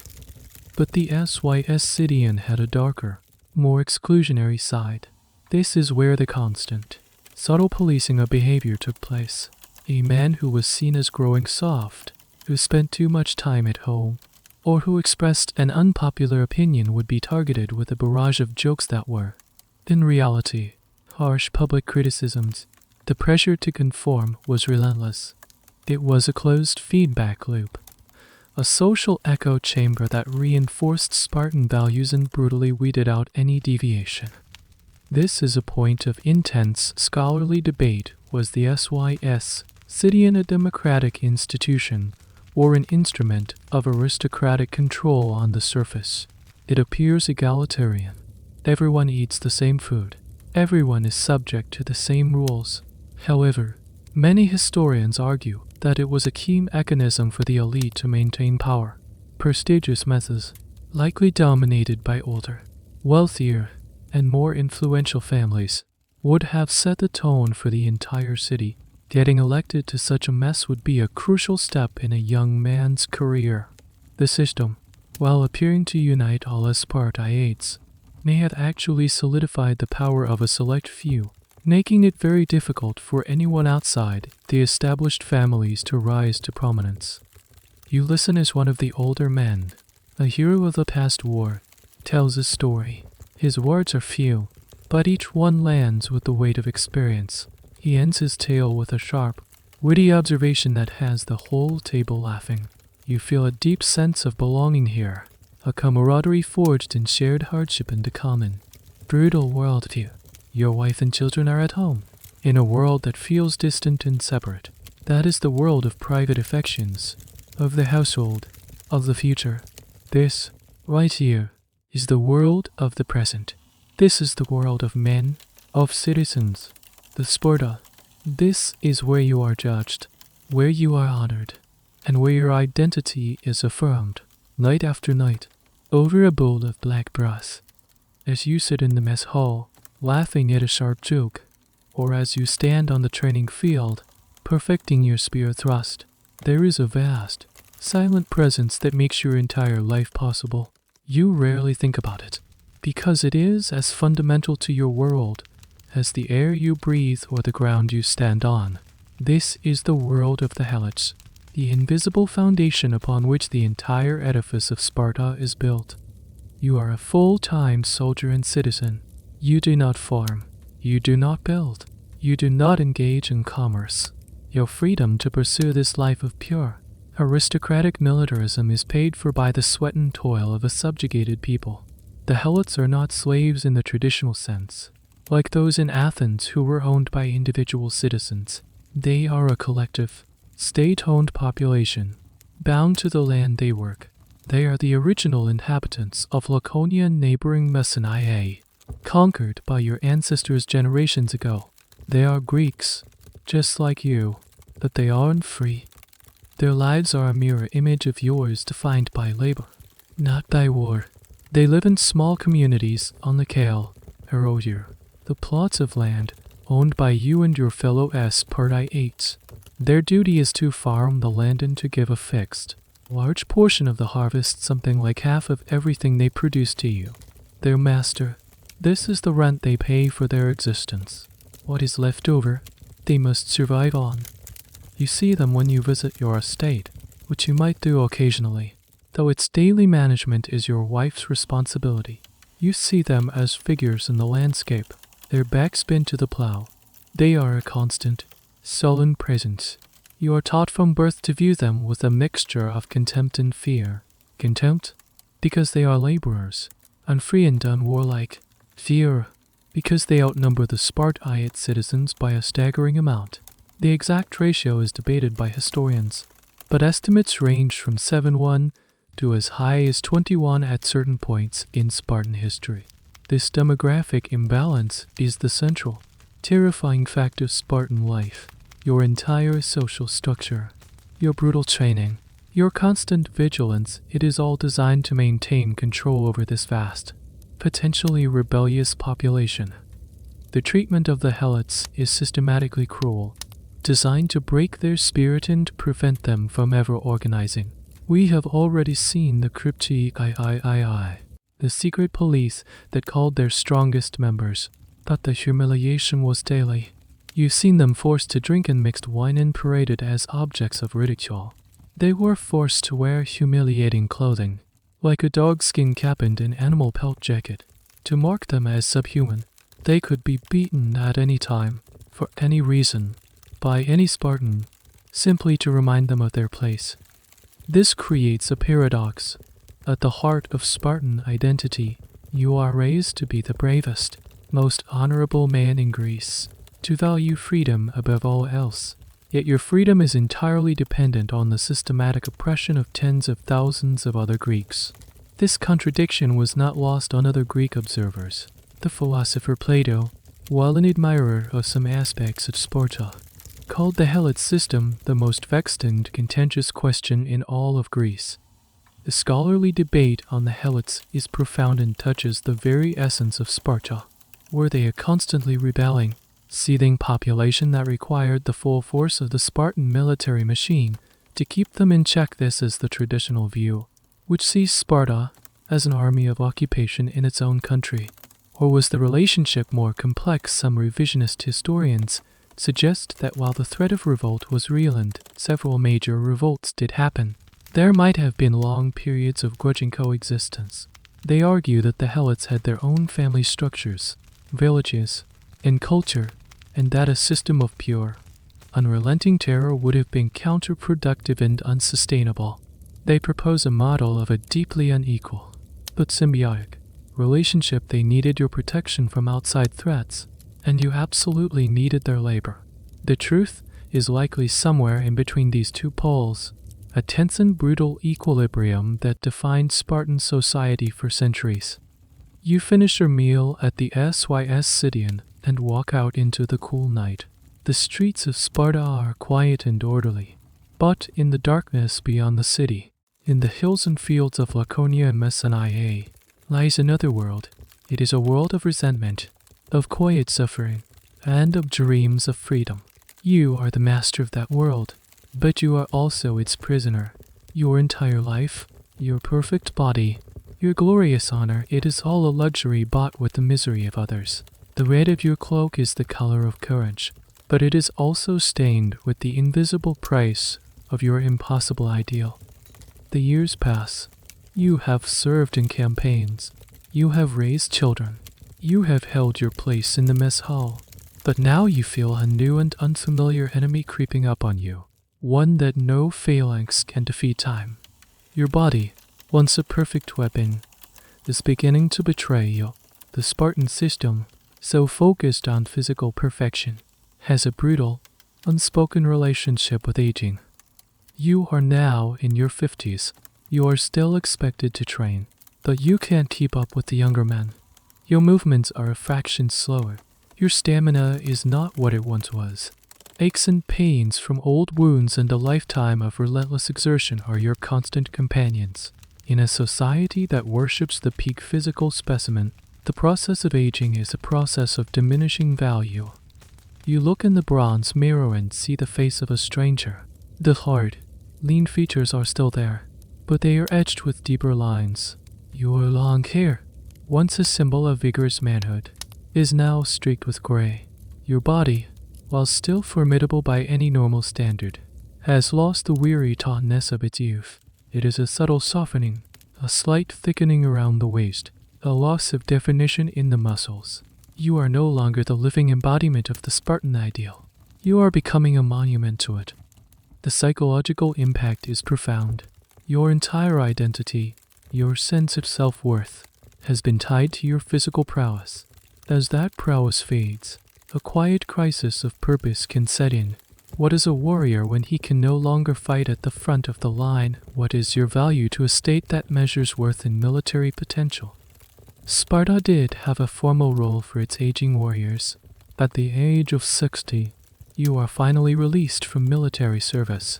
You are no longer required to fight. At this point, if you have maintained your reputation and honor, you become eligible for election to the Jerus III, the Council of Elders. This was the highest honor an old Spartan could achieve. The Jerus IA consisted of 28 men over the age of 60, plus the 2 kings. They served for life and held immense power, acting as a supreme court and a legislative body. To be elected was to transition from a man of action to a man of wisdom. Your value to the state transformed, not extinguished. The election to the Jerus IA, however, was a strange affair, described by Aristotle as childish. The candidates would walk one by one through the public assembly. The people would shout to show their approval. A group of judges, locked away in a nearby building where they could not see the candidates, would simply listen to the shouting. The man who received the loudest and most sustained applause was deemed the winner. It was a popularity contest based on volume, a system ripe for error and emotional manipulation. But only a select few would ever reach the Jerus IA. For the average Spartan man, aging was a more fraught process. You could still be a respected voice in the mess hall, your stories of past battles listened to with reverence, but you were no longer at the center of the action. You were a veteran, an elder, a repository of tradition. Your role was to guide and to judge the young, to be a living link to Sparta's glorious past. A little-known aspect of Spartan life that highlights their attitude toward the body's decline is their remarkably practical approach to medicine.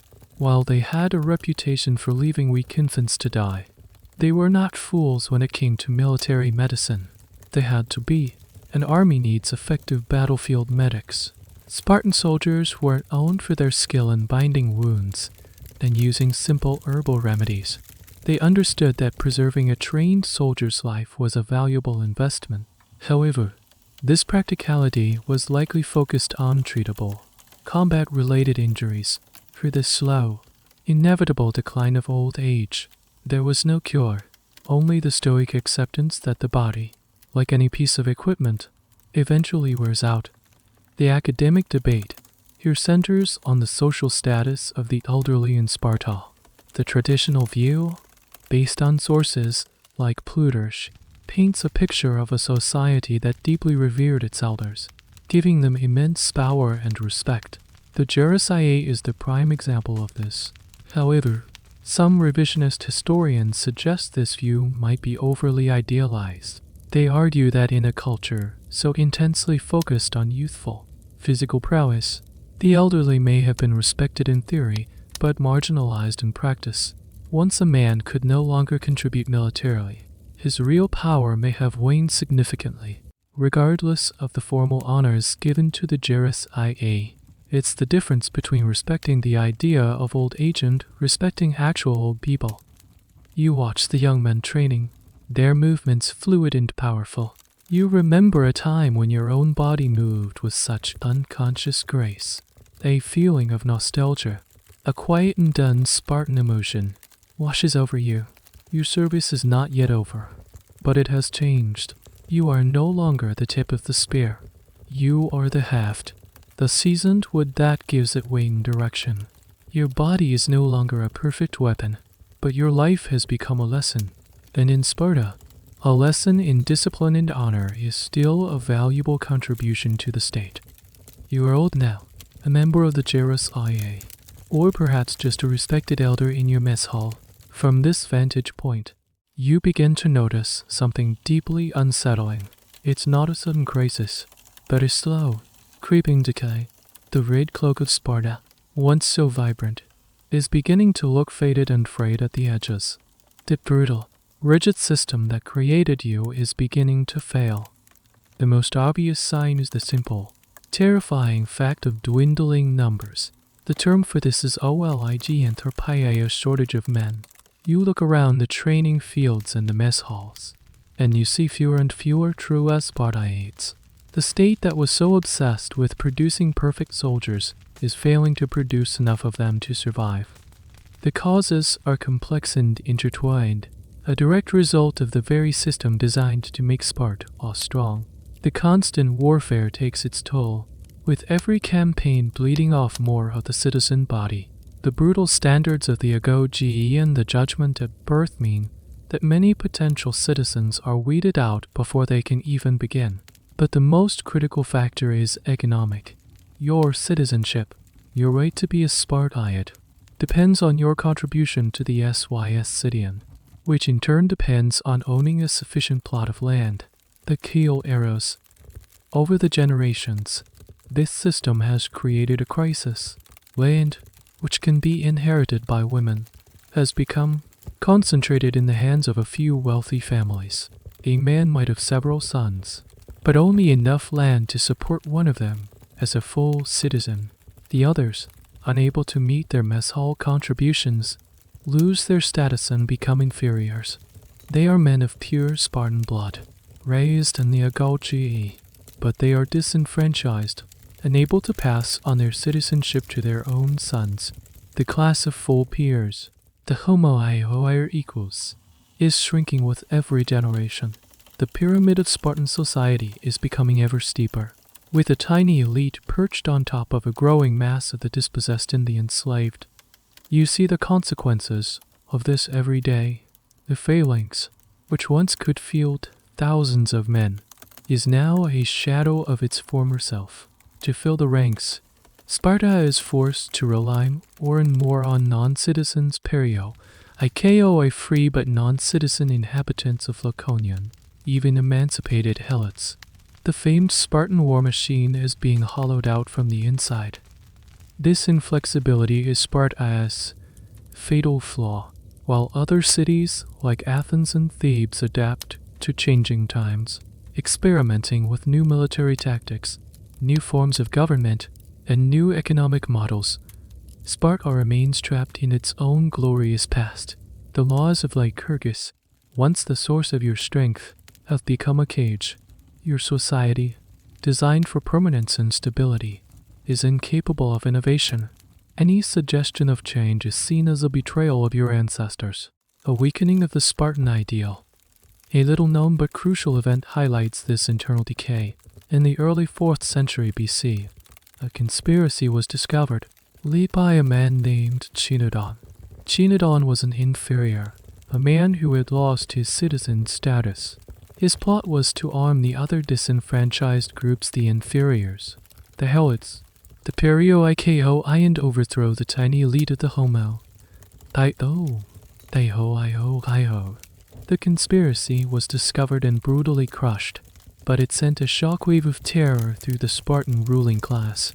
It was a terrifying glimpse of the vast sea of resentment that surrounded them. The system wasn't just failing to produce enough citizens, it was actively creating internal enemies. The historical debate here is about the inevitability of Sparta's decline. Was it doomed from the start by its own rigid, oppressive system, or could it have been saved by reform? Some historians argue that the olig anthropia was an unsolvable problem, a demographic death spiral baked into the DNA of the Spartan constitution. Others suggest that there were moments when reform might have been possible. There were kings and thinkers who saw the danger and proposed changes, like expanding the citizen body, but they were always defeated by the deeply conservative nature of Spartan society. The very discipline and adherence to tradition that made Sparta great also ensured its eventual downfall. You sit and watch the sun set over the jagged peaks of Mount Taygetus. You have lived your entire life in service to an idea, the idea of a perfect, unchanging Sparta. You have sacrificed comfort, love, and individuality for it. Then now, in the twilight of your life, you see that the idea itself is dying. The world is changing, and Sparta is not changing with it. The red cloak is becoming a shroud. The impossible standards, the brutal discipline, the fierce pride had created the most feared warriors in Greece. But it could not create a future. You have played your part in a magnificent, terrifying, and ultimately doomed experiment. Your journey is at its end. You have lived a life that is almost unimaginable to an outsider. A life of total dedication to a singular, brutal ideal. You were born into judgment, raised in hardship, and forged into a component of the state. You have known the gnawing pain of hunger, the sting of the whip, the icy grip of fear in the shadows of the crypti, the III, and the heavy, honorable weight of the shield. You have lived and breathed the myth of Sparta. Now, in your final moments, you are a relic of that myth. You look back not on a life of personal choices, but on a path laid out for you from birth. Every step was dictated by the needs of the collective. Your body was sculpted not for your own pleasure, but as a weapon of war and a vessel for procreation. Your marriage was not a union of souls, but a contract for producing state assets. Your deepest emotional bonds were not with your family, but with the men you suffered and fought beside. You were never truly an individual, but a Spartite, an equal, part of a larger whole. Was it worth it? The question itself feels foreign. Un-Spartan. The concept of personal fulfillment, of happiness as a goal, was never part of your vocabulary. Your purpose was honor, duty, and the preservation of Sparta. For a time, you and your ancestors achieved a kind of greatness. The name of Sparta was a synonym for terror, discipline, and invincibility. You created a legend that would echo through millennia, inspiring awe, fear, and a strange kind of admiration. But the price was immense. Your impossible standards created a society that was brittle and unsustainable. The obsession with perfection led to a demographic collapse. The fear of the helots turned you into a nation of jailers, forever policing your own subjects. The resistance to change, the glorification of a mythical past, left you unable to adapt to a changing world. The Spartan experiment, so magnificent in its ambition, was ultimately a failure. It burned with a pure, intense, and brilliant flame, but it consumed itself in the process. A strange, almost forgotten detail of your culture comes to mind: the Spartan relationship with poets and artists. While you valued the martial songs of Tyrtaeus, you were deeply suspicious of other art forms. At various points in your history, Sparta engaged in Asia, the expulsion of foreigners. This was partly to protect your unique way of life from corrupting outside influences. You drove out poets, artists, and merchants whose values were seen as soft or decadent. You tried to build a wall not just of shields, but of culture, to keep the world at bay. This isolation preserved your uniqueness, but it also starved you of the new ideas and creative energy that allow society to grow and evolve. The final academic debate, the one that encompasses all the others, is about the very nature of the Spartan mirage. This term was coined by the French historian François Lier to describe the idealized image of Sparta that has come down to us. For centuries, philosophers and political thinkers have looked to Sparta as a model, sometimes a positive one, of selfless patriotism and order, and sometimes a negative one, of totalitarian control and brutality. But how much of this image is real? Our sources are almost all non-Spartan. We see you through the eyes of admiring or horrified Athenians, of Romans romanticizing your toughness, of Greek moralists using you as a cautionary tale. The true, internal experience of being a Spartan, the quiet moments, the private doubts, the unrecorded emotions is almost completely lost. We are left with the myth. You close your eyes. The sounds of the barracks, the shouts of the training field, the songs of the mess hall, they all fade. You are no longer a component. Your duty is done. The impossible standards you lived by created a legend, but they could not conquer time. You are the last breath of a dying ideal, A final, fading echo of the city that sacrificed everything for a dream of human perfection. A dream that was as glorious as it was brutal, as beautiful as it was impossible. The story is over now. The sharp edges of Sparta, the cold baths, the heavy shields, the biting winds begin to soften and blur. The sounds of the phalanx fade, replaced by the gentle, rhythmic hum you've been listening to all along. The world of red cloaks and bronze helmets dissolves, leaving only the quiet darkness of your own room. You can feel the weight of your own comfortable blanket, a luxury a Spartan never knew. You can feel the slow, easy rhythm of your own breath, untroubled by the demands of a drill sergeant or the fear of disgrace. The journey is complete. You have walked the hard path of a Spartan, and now you have returned, safe and sound, to the soft stillness of your own bed. There are no more tests to pass, no more judgments to endure. There is only this peaceful descent, this gentle letting go. Let the remnants of the story drift away like clouds. The fierce pride, the unyielding discipline. Let it all melt into the quiet comfort of the night. You are floating now, in that warm, peaceful space between wake-offinals and sleep, where all is calm and all is well. Your mind is quiet. Your body is at rest. You are drifting deeper now, deeper into a comfortable, well-earned sleep. Good night. The end of the article. Good night.